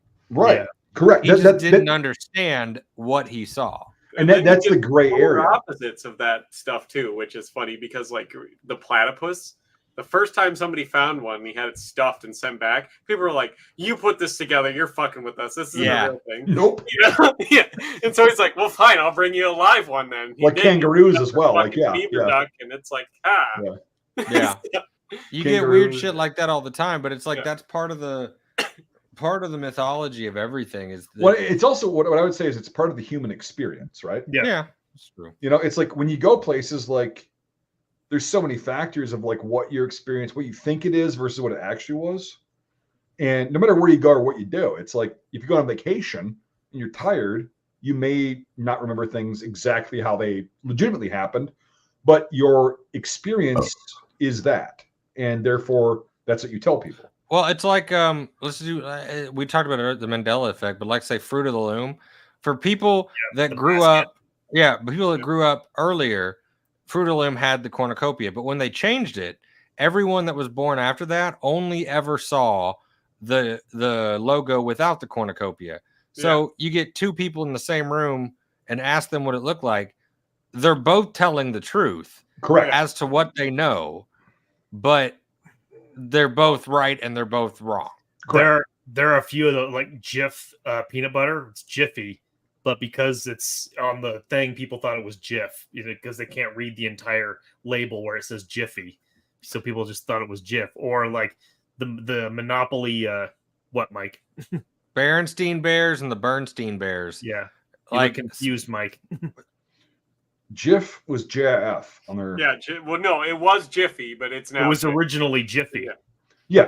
People would refer to it as Jif, and so that's why it eventually became Jif. Yeah. But originally it was Jiffy. Yeah. But are they wrong or not? No, it's like Twinkies. Like no, when I was a kid, Twinkies were banana flavored. Like no, Twinkies aren't banana flavored. It's because they were until World War II, and then they changed the recipe because of the lack of sources. And they changed it. Philippines, and so they couldn't get bananas anymore. Yeah, so no one knew that if you don't know that, you're both wrong, but you're both right.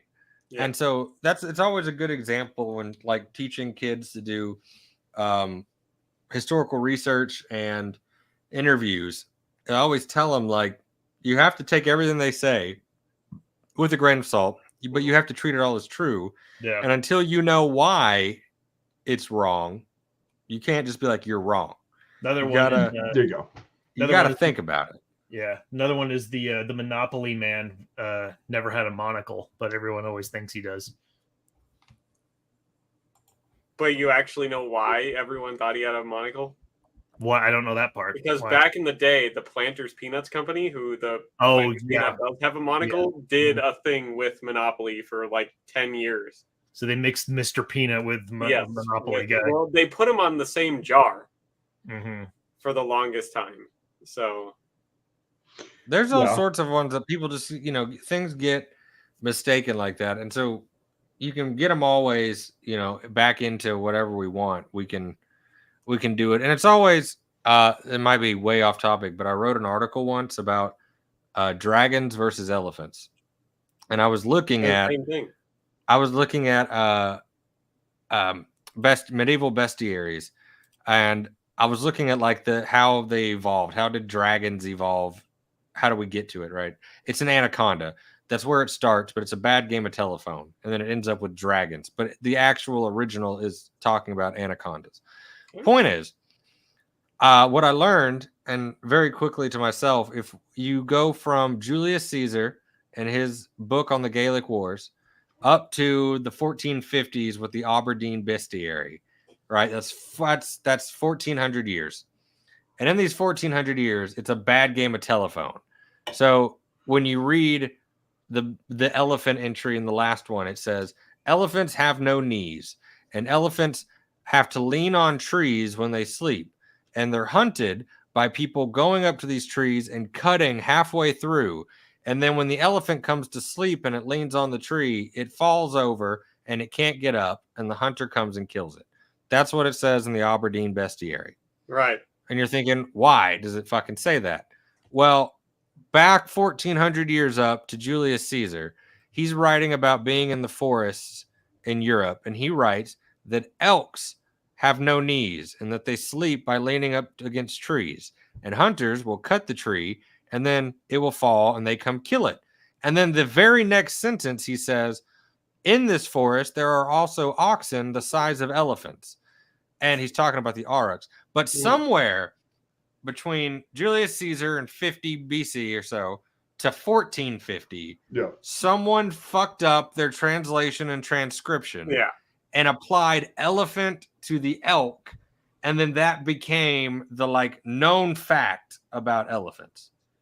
Okay, so in this case, it's a 1400-year game of telephone that people then are like, no, that's where I read it from here. But you have to literally go back 1400 years to figure out where they fucked up. Well, on the translations and everything, like even if you look at like one of the more consistent books throughout history that's existed for a long time, like the Bible, all the translation of it, like they used words in the original ones we don't have. Right. And they're trying to get the closest kind of impact. And then it gets translated again and again. And then transcribed, and one monk can fuck it up and change the entire thing, which is what happened with the elephant thing. So it's like, who's to say that can't happen for now? You know, give us 50 years. Exactly. That's the thing is people... Give us York.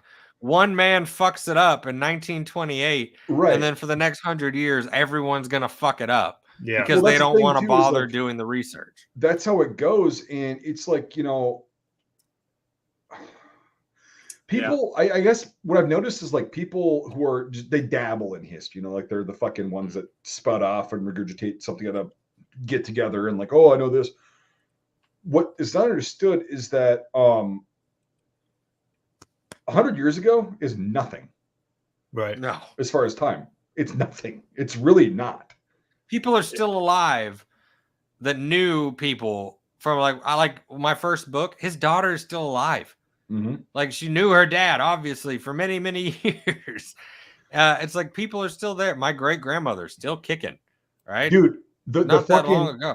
The last person who was receiving benefits from a Civil War veteran died just a couple years ago. Yeah. Oh, wow. The Ruby Bridges, the famous painting of Ruby being led by marshals into her school as a little girl because of segregation. It's a really famous painting by. I'd probably know if I saw it, but yeah, we'll just go. Yeah, what's his face? Who did all the famous American paintings? Anyway, Rockwell. Yes, he did a painting of Ruby Bridges being led into her school. So she's like a 5-year-old black girl being led into her school by U.S. Marshals because of segregation. Flat on the wall. Yeah, I know. Yeah. Yeah. Ruby's still alive and is on Instagram. You can follow her on social media. So I always tell my students this stuff, like history's not that the old. 1960s. She's probably only 70 she's years old. She was like a child in the 60s. Yeah. So she's like 60 something, right? Yeah.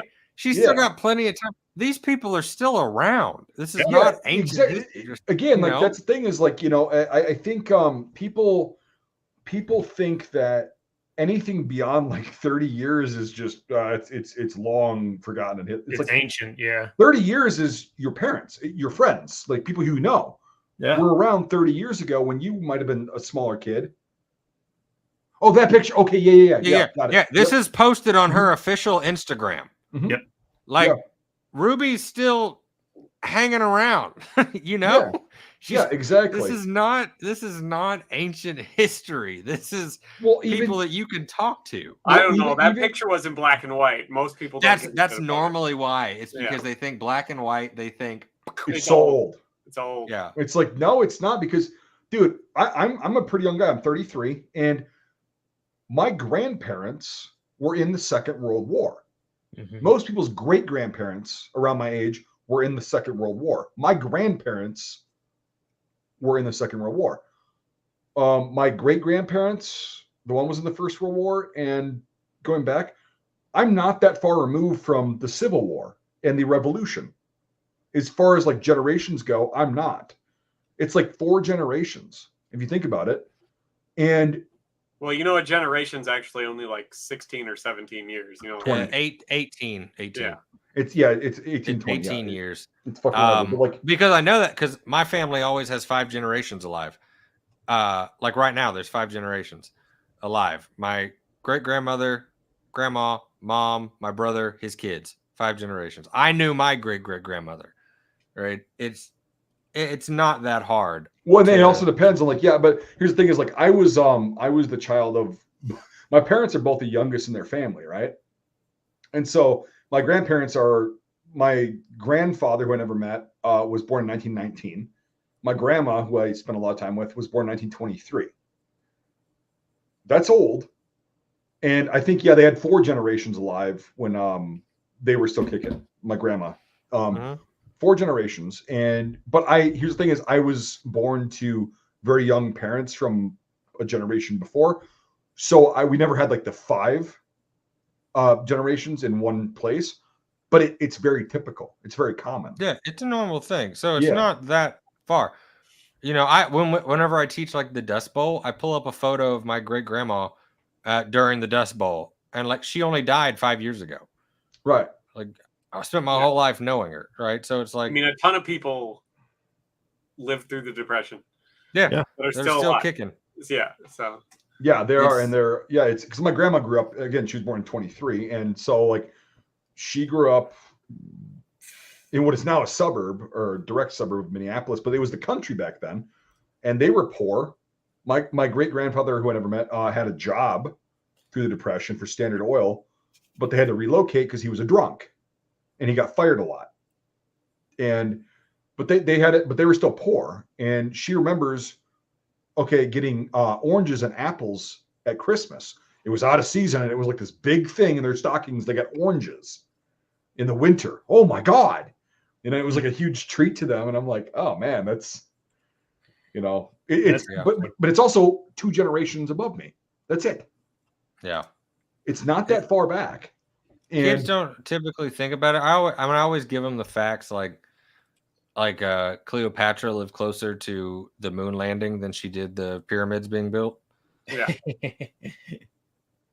which is actually a fact. That's true. Yeah, that's true. By like a moon landing. Cleopatra was queen in 50 BC, and so the moon landing is 1969. Yeah, so 1969 to the moon landing, but the pyramids were built like 2000 BC, so longer. Well, you think some of them probably were. I think they're a lot older than that. No, the Egyptians very quickly actually stopped making pyramids because it was. That's where you get the Valley of the Kings. They started just digging a big hole and throwing people in there rather than doing the pyramids because it was too much. Do you know how many fucking pyramids are in Egypt? A lot. Well, and there's actually most more in of them, Sudan than there is in Egypt. I was going to say that, you bastard. So the Great Pyramid, Khufu's pyramid, was built around 2600 BC. Right. And so Cleopatra lives 2,600 years after that, but she lives I get what you're 1,900 years, 69 to the moon landing. Yeah. So she's closer to that. Or my favorite, personally, Anne Frank and Martin Luther King Jr. are the same age. Oh, yeah, I've heard that one. Or, as I just learned the other day, Queen Elizabeth that just died and Marilyn Monroe were the same age. Yeah. Marilyn Monroe, better looking in all one day after Hitler's. Yeah. Well, but the Martin Luther King and Anne Frank is like two different time periods, but they're the same age. Mm-hmm. Or especially the big one is like from the Kitty Hawk in 1903 to landing on the moon is only 66 years. Mm-hmm.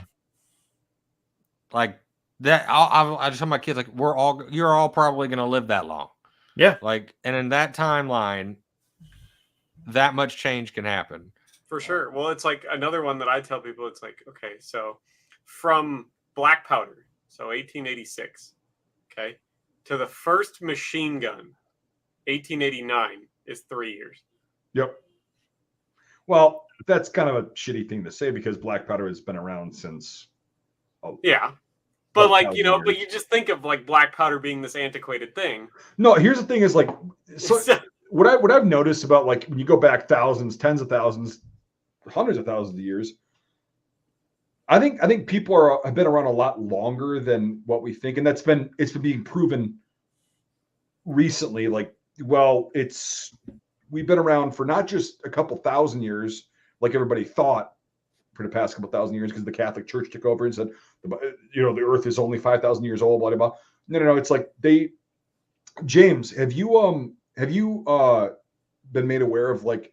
Apparently, they found a couple years ago in what is now Israel. They found not fossils, but like preserved fucking bones of fish that they analyzed and were like, these were processed with very modern like knives. Like they were because they had nick marks on like the ribs and shit, like filleting fish, and they found these fucking these bones and stuff, and they estimated them to be 1.5 million years old. And they're like, it wasn't just an animal that took a fish and went like, that it was like, have you heard about that? No, but a lot of those studies that typically come out tend to follow really weird theories. Like if you find any discussion that comes out get of more hard evidence, I'm going to be like, yeah, maybe. Right. But here's the thing is somebody presented it. Somebody said, this is what we have found and believe. Again, I don't know if it's true. It could be true, but you also have to keep in mind that discussion only means tools. It doesn't mean Homo sapiens. Exactly. Well, that's the thing is like that's kind of the argument and like the whole thing that it sparked is like, well, we're not the only ones who use tools, but they're like, well, the precision that we analyzed, whatever, indicates that it was a very intelligent being, whatever, that use it the same way we fillet a fish nowadays with modern shit. But like so that's what I'm saying is it stirs up. I don't believe it. I don't also disbelieve it. It's like, if you can get a lot more evidence and shit, we'll see. But it'd be cool. But I do think that humans have been around a lot longer than 5,000 years or 50,000 even. I do believe that. Homo sapiens have been around about, was it 20,000, 10 to 20,000? I'm gonna hit the road. Okay. Yeah. No worries. Yeah. Someone posted in the comments, Orville Wright was still alive when the atomic bomb was dropped. Yeah. There you go.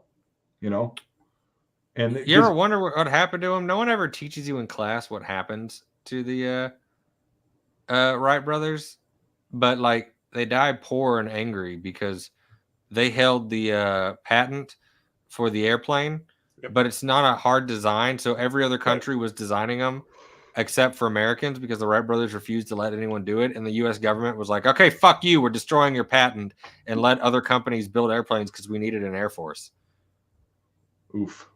So the Wright like brothers lost the patent because the Wright brothers refused to let others do it when they were trying to build an air force for World War One. Happens. It does. Happens. The U.S. government's really good at shit like that. Yeah, well, that's another thing that I've been. I'm gearing up to make a fucking series of videos on the military-industrial complex. Yeah. And how long it's been around in this country. you mean the whole reason the United States exists? Yes. All right. Well, kind of. It went from a bunch of angry people who wanted to rebel. Angry 20-year-old frat boys who are like, we should make a country to now we don't do anything unless there's money in it. Sort of, yes. Yep. Well, you know, all that aside, my favorite thing right now has been the United States history with the idea of don't touch our boats. Dude, every fucking and then time. I know, I was like, I hadn't really thought about it, but then I'm like, Spanish American, yep, don't touch our boats. Yep. Jenkins Ear, which was before that, was don't touch our boats. But then Spanish American, the main, World War One.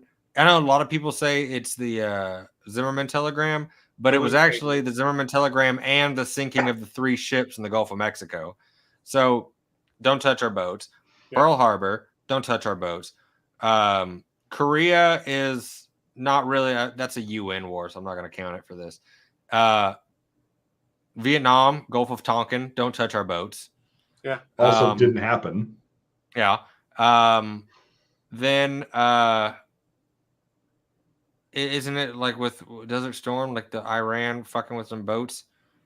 I don't know. But I know there's at least 4 wars that like were started because they touched our boats. Right. Yes. And actually, you're right. The Barbary pirates with Jefferson. I was literally going to bring that up. First war the U.S. ever declared the Barbary. Don't touch our boats. Yeah, and the Marines, that was their first time because they actually got to dismount and get off the fucking boat and go in and fucking take care of that. Lusitania doesn't count.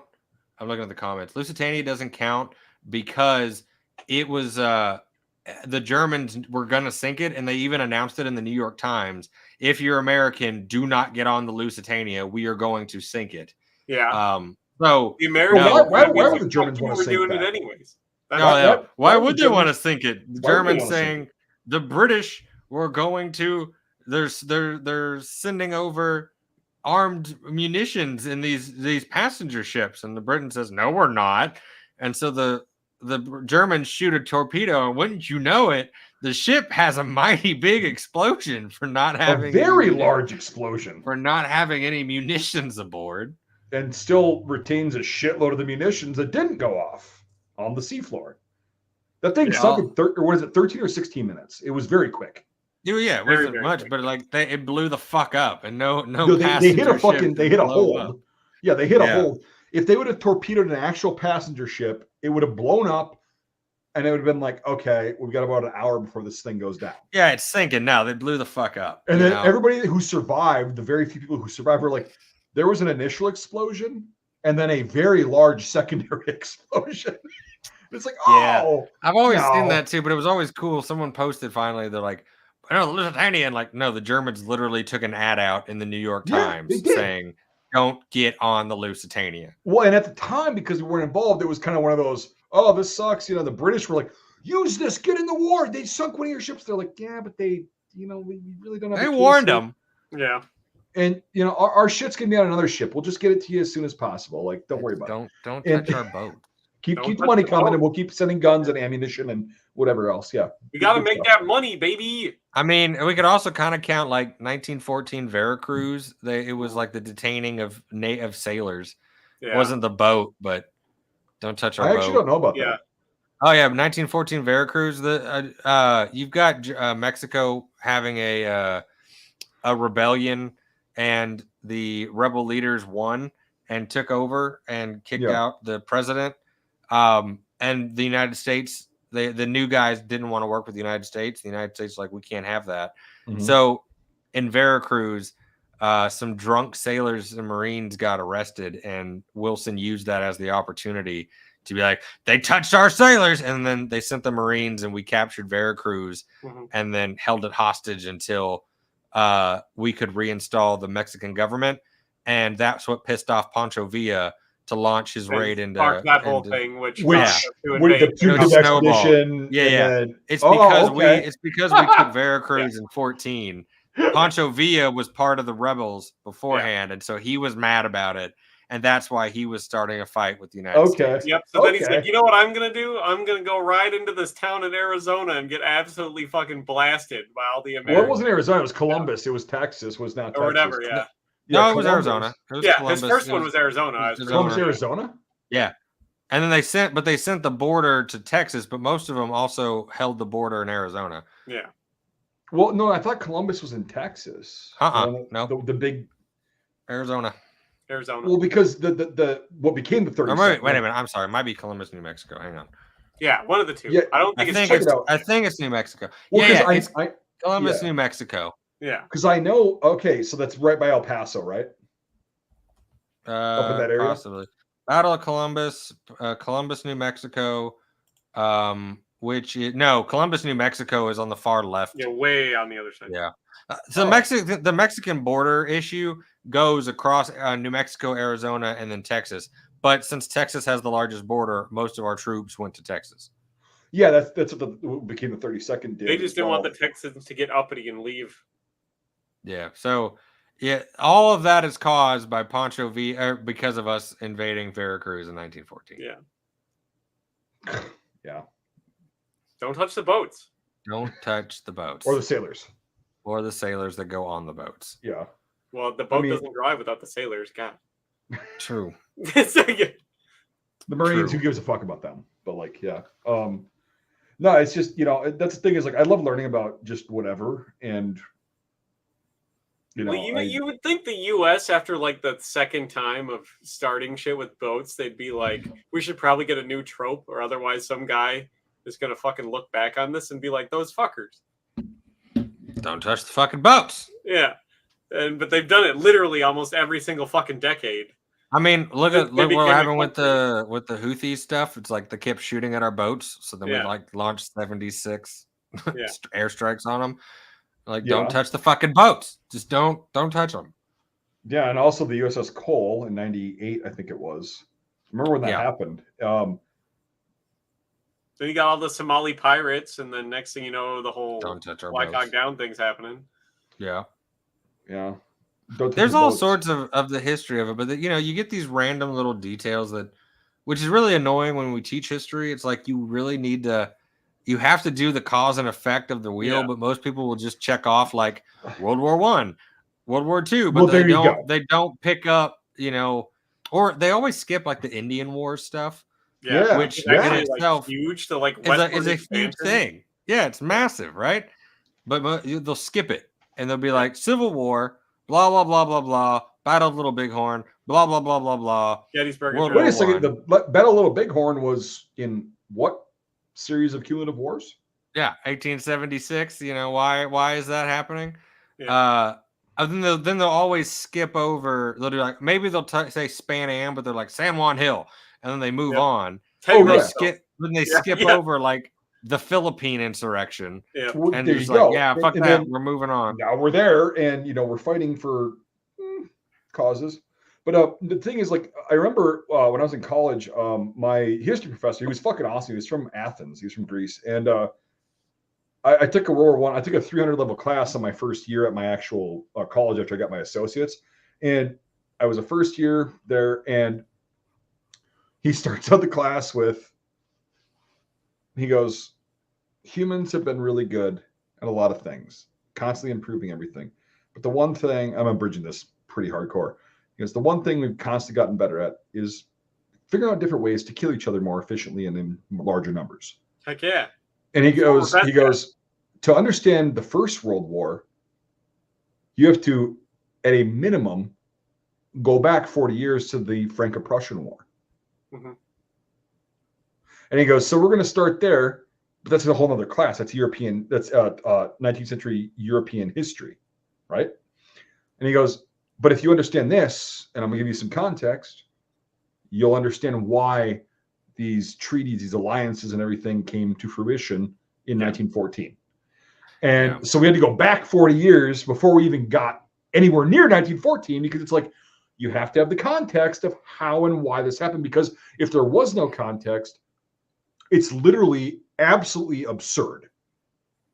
Like, it looks like a fucking jumbled mess if you don't. Yeah, they always are. When you look at like the let's just say like you do American history, and we're like, we're gonna set up America as a superpower, and we're like, okay, you can't just do that. No, so you gotta cut back. You're like, okay, we're gonna talk about the Civil War, but who really cares? What we care about is the end of that. And it's like, well, what do you do with the army? Well, you send them west to deal with all the natives you've pushed over there. And it's like, people, and of course, this is just with my Native American history degree. It's like Native Americans, the fight within, and this is paraphrasing Teddy Roosevelt. What makes us Americans? It's the fact that we fight Native Americans. Like that was what they truly believed. He's like, what has defined America since the first day European settlers stepped foot on this land? Fighting the native. I was gonna say, this is pretty nice. I think I'll take it. Yeah, that's been our identity. And so there was a literal like panic in 1900 when the Indian Wars are over and they've successfully conquered the entire continent and subdued all the natives. They all start freaking out like, oh fuck, what's our identity now? We don't have natives. If we're not fighting natives, what do we do? And then it switches, because part of my original dissertation was that switch.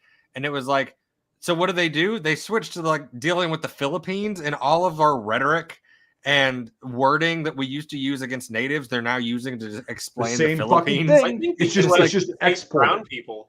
Yeah, but now they're like, you know what makes us Americans? Conquering these little fuckers, and that's what we do. We take it was funny out the native. A lot of the founders of this nation, those frat boys in this fucking late 18th century, they were like, yeah, that's how you go bankrupt and you become a piece of shit country. That's how you do that. So don't ever do that. Don't ever outsource. Don't ever like do that shit. Don't get involved in foreign wars. It's not a good thing. Don't get involved in foreign wars. But now it's like, unless it's a war to make it more whitewashed. Then here's the thing is, it makes sense because here's the thing is, we're fighting a war. I mean, literally, if you look at it, up until the Pan Am War, we fought on our own turf, per se.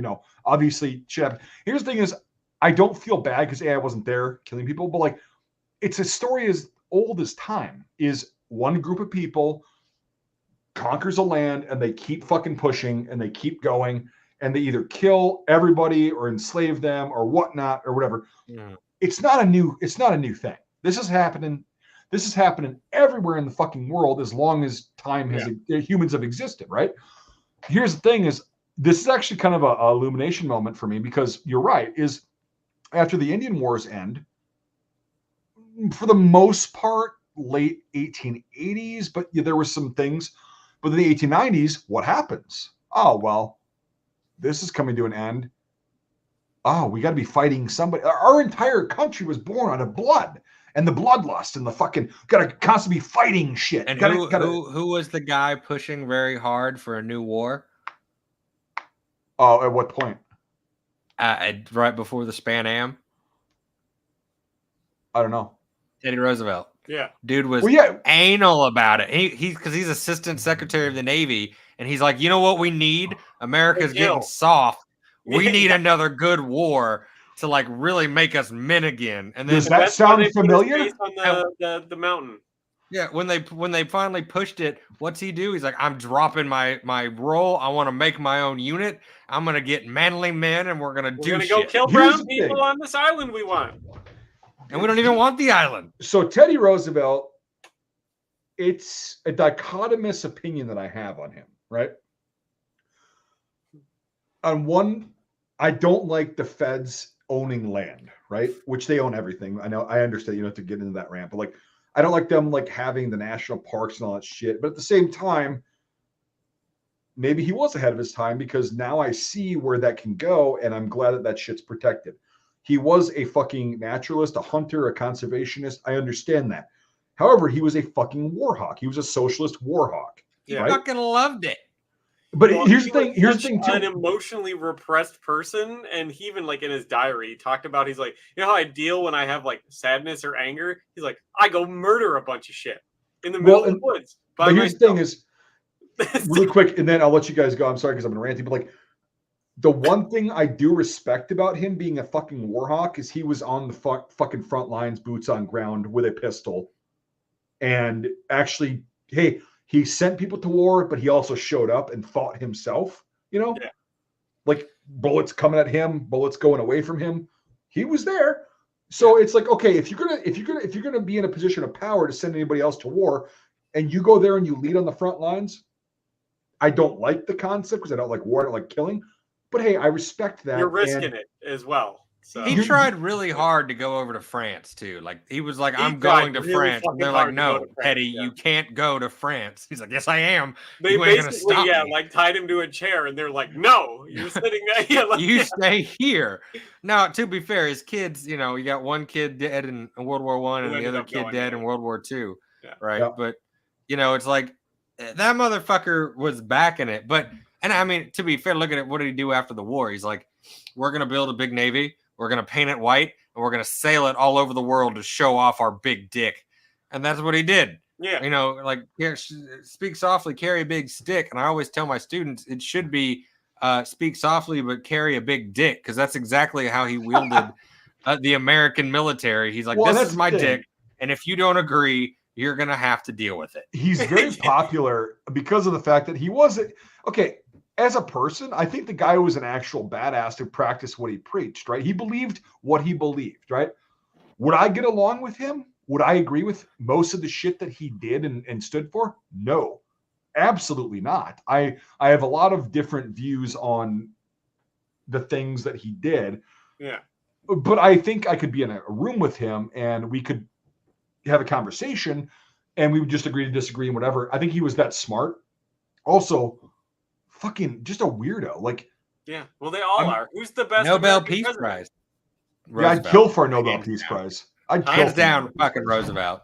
All right, he's the best American president. I 100%. I support Teddy Roosevelt as being the best American president. No. I think it's William Henry Harrison because he died like immediately. So I was just gonna fuck you. I was just gonna say that. He didn't do anything. That's been my thing forever. I'm like, he's my favorite president because he died like immediately and he couldn't fuck anyone. Dude, my whole thing, like in a weird situation, if I were ever elected president of the United States, my goal would be to get absolutely nothing done. Yeah. All you got to do is apparently get pneumonia after giving the longest speech in the rain, and then you're in bed rest, unable to talk for a month until you die. Look, I will say one president that people like everyone gives shit to, but like as a person, I think he was one of those like top tier. Andrew Jackson. Right? Dude, like Andrew Jackson. He's kind of a piece of shit. Indian Removal Act and all that fun stuff. Okay, he's but also a founding father, according to Dragonman. Yeah, but Andrew Jackson, I saw a quote the other day from him that he was talking to his vice president, and it was something like, "If you were to secede from my union, I will secede your head from your body." Yeah, no bullshit. You know, well, and Andrew Jackson thinks the only one that's got like in DC, the one guy tried to assassinate him, but the powder was wet. Oh, he beat the shit out of him with his cane. And he literally beat the shit out of him, ran him down and beat the shit out of him with his cane. Yeah. Yeah. I love the fact that his parrot cussed too much. They had to remove it from his funeral because Andrew Jackson's parrot was just back there cussing up a storm. Yeah, just well, and here's the thing with Jackson is the sign of any good leader that I've experienced in my life thus far has been somebody who doesn't want to be in a position of power at all. They're like, nope, don't want it. I don't want to do that. I'll do my job, but and then he gets in the Senate. He's a terrible senator because he's just like, fuck this. It's a mockery. This doesn't matter. You guys. He's also got the only confirmed kill count from duels. No, that guy was a badass. Like it's like a lot of duels. But here's the thing: is from what I've read about him, he was fucking eccentric. Yeah. Crazy, right? He was so But he was sad fair. after his wife died. Right. And the New York Dairy Association gave him those like 1,200-pound wheel of cheese and 2 600-pound wheel of cheese. And so the whole Washington D.C. stunk for miles because he just like would have these like just in the hallway, just like leaning against the wall. And then one day, so like he was like tired of smelling it, so he had people come in and they walled one of these 600-pound wheels of cheese into the walls of the White House. And the next president was like, "It fucking reeks in here," and they were literally like pulling the walls apart. And there's this rotting 600-pound wheel of cheese. That's like putting tuna in the light. That's like putting tuna in the light switches like behind the cover before you move out of a place. Yeah. Yeah. Oh, that's like. Well, but here's the thing: is like they were like, "Max, we got to get rid of all the cheese," and he's like, "I got rid of all the cheese. It's fine." And everyone's like, "It still reeks like fucking rotten cheese in here," and it's because he put one in the walls. Here's the thing, though: is as weird as he was and all the shit that he pulled. The thing is that everything I've read about him, he was a fair dude. Yeah, like he was fair, and like if you presented your case to him, even if he disagreed with you, he'd be like, "Okay, I see where you're coming from." No, if he disagreed with you, he'd be like, "You meet outside." Yeah. No, it's not. And not if you're native. I mean, you know. Well, okay, but they always use that one with him. Like he's the last president to like have the national debt at 0, but that's also because he managed to push out all the natives and take 50% more of the United States. He got so much more capital because we literally you also know. So reading about him doing that whole thing, I got to piss in a little bit, but like I actually have to piss right now. Really quick, I'll plant this and then I'll go piss. When he was in charge, when he was a general, like in charge of getting them moved west, do you know the reason it actually worked? Please, with him Mike, in charge? Let's hear what your theory is. So my theory, from what I've read, is that the natives respected him because of the fact that he was just fucking to the point, like, yeah, you guys got to fucking move or we're going to kill you. And then he started talking to a lot of the leaders and like, you guys got to fucking move. The government says you need to move. I'm in here enforcing that. You guys have to move. Well, we need this. Nope. Okay. And then he started working with them. They respected him because he was such a fucking savage. Like he was a brutal guy, but he was fair. And like, they go, okay, give us 2 more extra days. He goes, okay, you have 2 days, but you need to be fucking gone or my guys are going to go in there and kill everyone. But I also need you to sleep with this smallpox blanket. So I wouldn't call it fair. I would just say because he was a savage. It's not really fair. Like, I respect you. That's like, someone who doesn't walk in the door and it's like, I'm going to kill you if you don't leave. And I'm like, I respect it. I'm out. Yeah. that's not really a real. You got to give us some time and we'll go. No. And so how about this? Better than just killing them. Really quick. How about this is the noble savage myth. I disagree with completely about the natives were all nice, peace-loving people and all that shit. They did the same shit to settlers and other tribes and all that shit for years. And when they see somebody on the same kind of playing field as they did, which I don't blame them because it is what it is, they go, okay, this guy knows how to fucking do this and he's actually going to beat us. And so let's at least try to talk. And they did. Like there's actually recordings of like him being met with, higher ups in the native tribes, whatever he was pushing back that he was in charge of. And he was like, yeah, no, this is how it's going to be. And they were like, oh, well, let's negotiate. He's like, no, there's no negotiating. And they didn't respect him in the way of like, oh, like worshiping him, but they were like, okay, I get it. That's what I mean by that is like, they saw that like he was using the same tactics that, they used themselves and that previous people, before it was the U.S. used as well. I think that's a bit of a stretch because I think it was like, well, yeah, I get it, or I get dead. Yeah. It wasn't one good. Option they have. It wasn't great, but it's also like they were trying to negotiate. He would actually. Here's the thing: he would actually hear the people. He would actually hear them and like meet with them, but he was still not like give him anything anyways. So no. No, but here's the thing: is that's the difference between him and a lot of other leaders before and after him. I think you've got it backwards because, like, let's just take the Cherokee. Georgia, the state of Georgia, made an agreement with them. They're like, okay, we've worked it out. We've made a deal. You can remain on your land, but you have to give us this. And there's this whole organized deal between Georgia and the Cherokee Nation where Georgia is going to get what it wants and all the land and the money, and the Cherokee don't have to move. And then Andrew Jackson came in and said, yeah, fuck that. I want you all out. And then kicked them out and canceled the treaty and the agreement they had with the state of Georgia, and then pushed him out in 1830. So and they actually went and petitioned that to him, and he said, get fucked. Yeah, there's several cases of like they did make agreements with not Andrew Jackson. Virginia had some. There was a bunch of Indian that had. They made agreements, but then he used the federal power to say, "Fuck." And so here's my personal hypothesis on when that was happening in the 30s and early 40s. Well, no, he was using the So because when he actually became president, he was not totally on board with everything the Fed wanted to do. The Federal Reserve, all that kind of shit. He was not on board with any of that shit. I don't know if it's because of what he did and what he experienced. I don't know the guy. I've never met him. I never will. Well, he spent half his presidency walking around the White House in an open front robe, drinking and smoking because he was upset his wife died. Right. But before that, like, I don't know, like, what kind of molded him into the guy that he was, but everybody's like, oh, he's just a fucking killer. He's a fucking genocidal piece of shit, blah, blah, blah. And a horrible president. No, he really wasn't. Like, I mean, he was against the Federal Reserve. That was about the good shit he did. But he also didn't do shit, which I appreciate. Go take a piss. Oh, you like more government? You like people telling you what to do? Yes. As one of my professors put it in class, he said, a lot of people like to complain about the government and government oversight as they drive around in their car that's protected by government rules for building, and their gas, which is protected by government rules, and the roads, which is protected by government rules, in which they drive to a building which is protected by government rules, and they go to a classroom using textbooks and material that's governed by government rules. And everything in our life is governed by the government. I mean, even down to the cup I'm drinking and the material we're using in the house is all down to government rules. So how do people survive without government rules?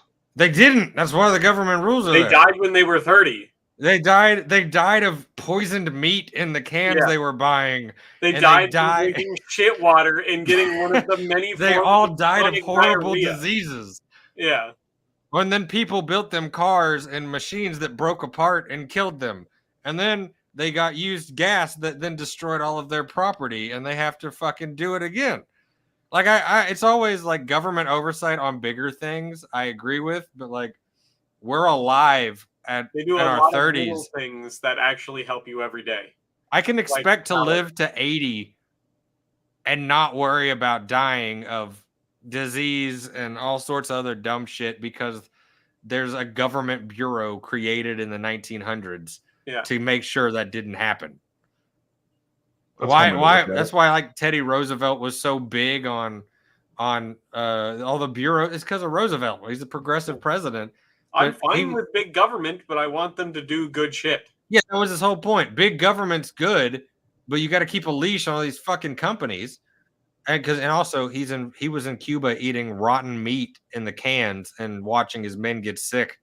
And so when he pushes the food FDA, Federal Food and Drug Administration. Yeah, Food and Drug Administration, it's because people keep dying from poison shit.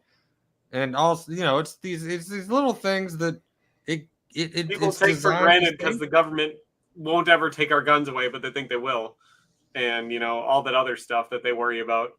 Why can I trust my fuel is going to work? Why can I trust my car is going to keep me safe? Why can I trust that the roads are not going to fall out from underneath me? Well, they do sometimes. Well, it depends on where you are. You can't do any of the above with or without the government. 30-some years I've been fine with all my material. I don't know. We differ very significantly on the role of government in our lives. I'm with the museum director here. I think he's pretty factual. I don't mind the government That's fair. making sure my food is safe. Yeah. That's why I grow my own. The fact that they keep my water clean. That is nice. I don't have to worry about. They don't keep my water clean because I have a fucking well. Well, then you better do something about that, like getting a pump that's, and filters that are government regulated to make sure your water's clean. Just fine. Okay. It's okay. They can always. It's always the guys that have the stuff that looks down on everyone else for wanting it. No, I'm not looking down. I'm just saying that, yeah, it has its place. I'm not saying there should be no government at all. Like people need that, right? And it's like it's very consistent in whatever civilization from whatever part of the world throughout history. Pick a time period, pick a place. People always gravitate towards having a government. I think our government is way too incompetent, does not actually give a shit about people, and is way more controlling than what they need to be. And yes, certain corporations have gotten in bed with them, and I do not like that. But I don't think that Big Daddy government should be as big as it is and in our lives as much as it is. That's about it. It is what it is. Like, yeah, certain regs, but a lot of those regs were made for people who live in cities. Because which is 75% of the people. Which is, by the way, what the U.S. calls a majority. What is the urban population of the United States? It's not as much as a lot of people seem to think. But okay, 2021, the urban population was 275 million. Okay, 80%. 80% of the United States is in an urban environment. Yep. Which a town constitutes an urban environment. Correct. So, well, they changed it. The threshold is they raised it. The minimum used to be 2,500 to be counted as urban, but they increased it. They increased it to 5,000 counts as urban. That's not urban. I mean, that's a town. Like, yeah, but urban enough to have an infrastructure. Yeah, I guess. Yeah. Because 5,000 is what you need for a small town that has. It's a small town though. Like where I grew up. Like when I grew up, it was 2,000 people. Now it's 3,000. Yeah. That's still very small. Yeah, that's why they don't count it as urban anymore. But even 5,000, it's not that much bigger, and it's still. Yeah, but it was for the longest time. It was 2,000 because that's when a town was considered a city once it reached 2,000 people. Yeah. Yeah. But so to me, like, yeah, I mean,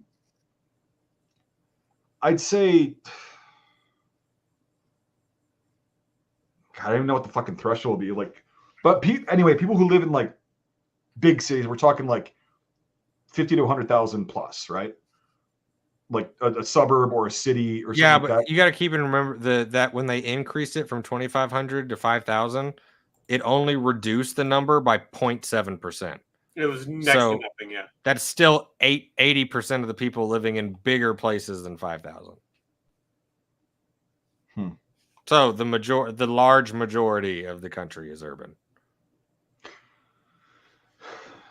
Yeah, I guess. I like not being urban. It's nice. Shouldn't you be taking a piss? Yeah, I'm gonna piss. It's gonna take you. What, you better not use the government's American standard toilet. No, I'm going to use the world standard toilet, which is the grass outside in my fucking yard. Oh, good. Then it'll poison your well. No, I just... With the amount of rain? No. Why did you make him start again? Go take a piss. Oh, yeah. Jesus. Oh, gosh.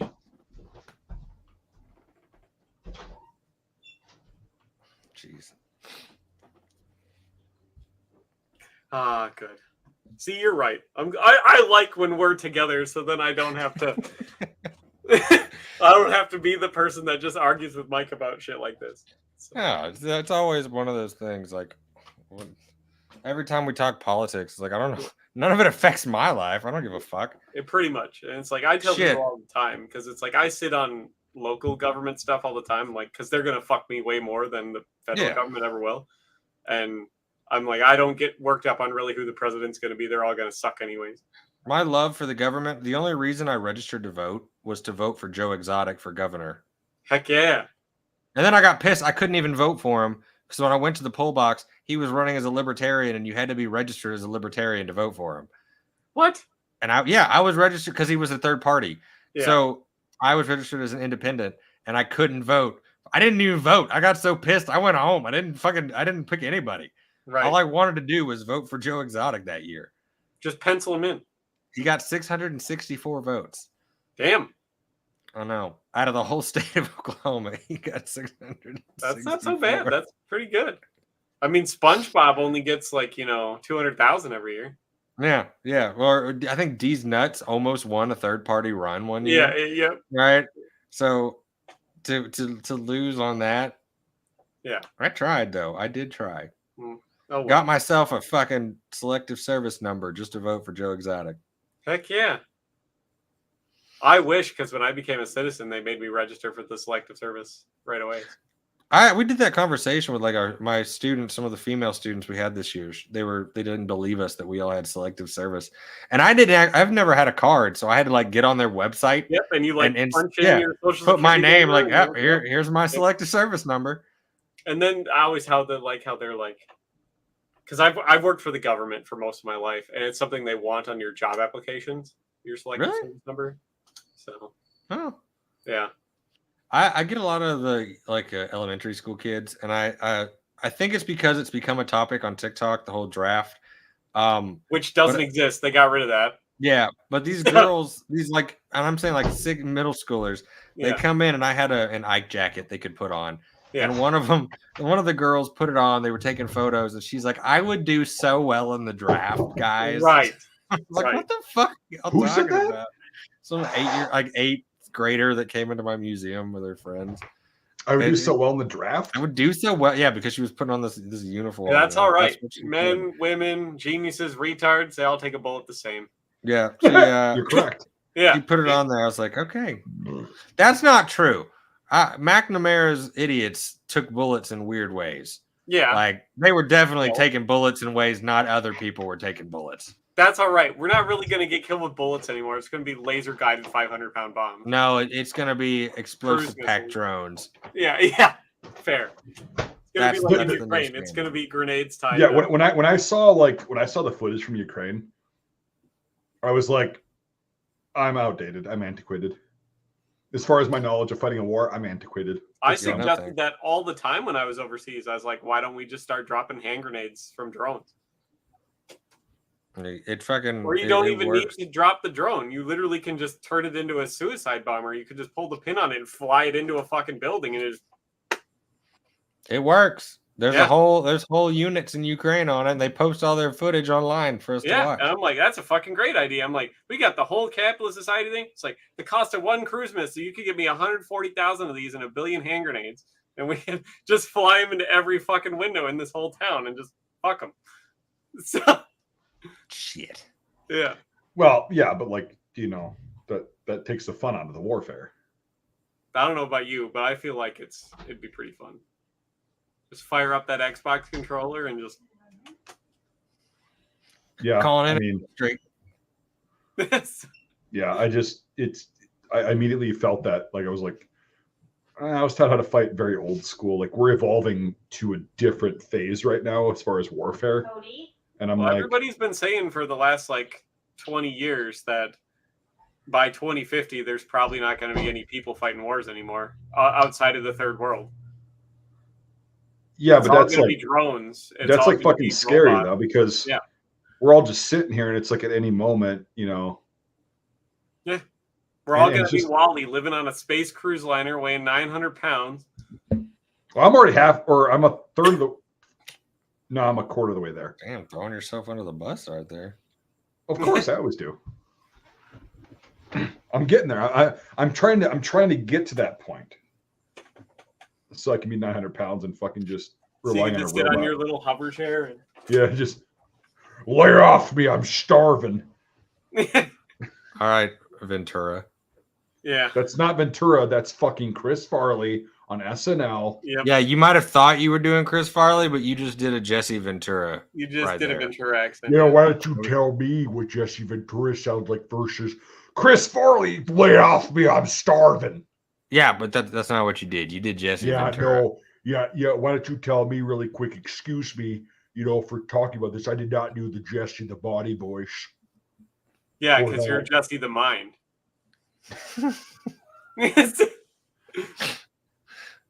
Jesse the mind. Dumbass. Dumb. Yeah, okay, fucking Red from fucking That 70s Show. Dumbass. What's your point? I mean, yeah. I've placed you in a lot of fucking TV shows. I know. I'm all over the fucking You are place. the real life Hank Hill, but you're just younger. You're not like That's not my ornery part. I enough. don't know you.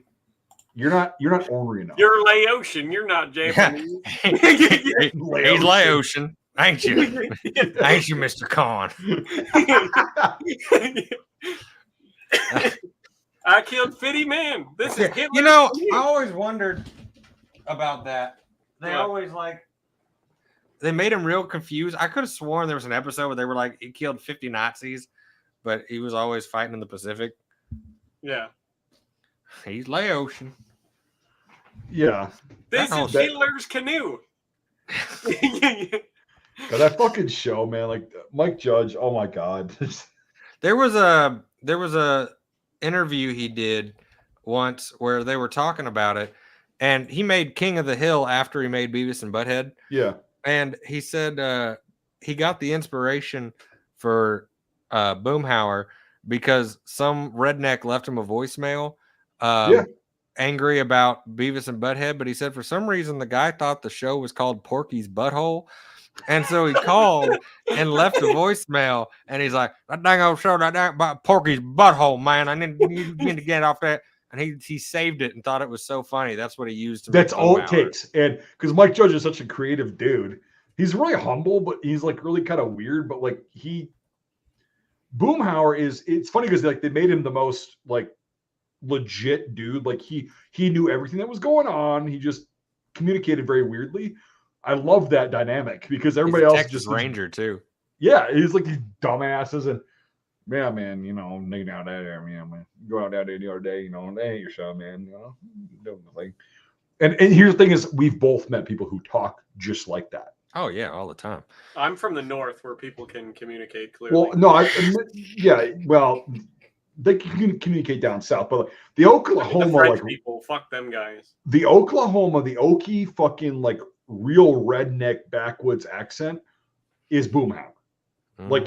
It's like Kentucky's got, I guess there, yeah, man, and it's like it's louder, higher pitched, like it's not like their throats constricted.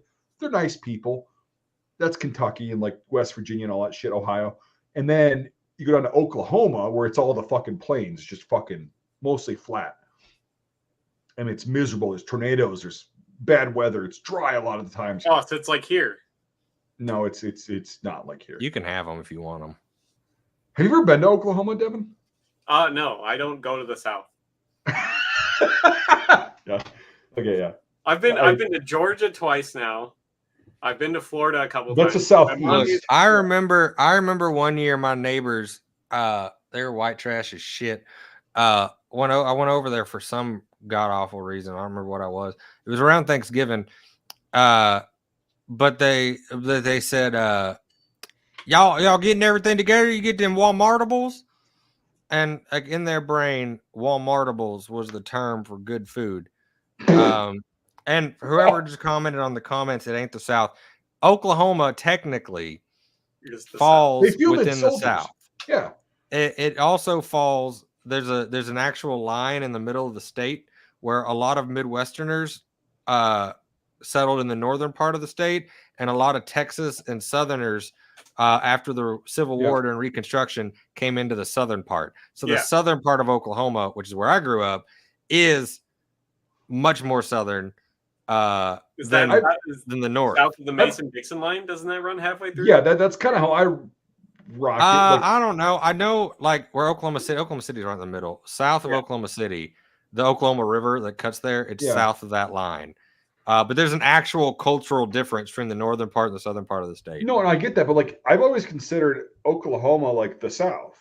Yeah, it's so you got to remember too in terms of like history, like we said, how the terms go.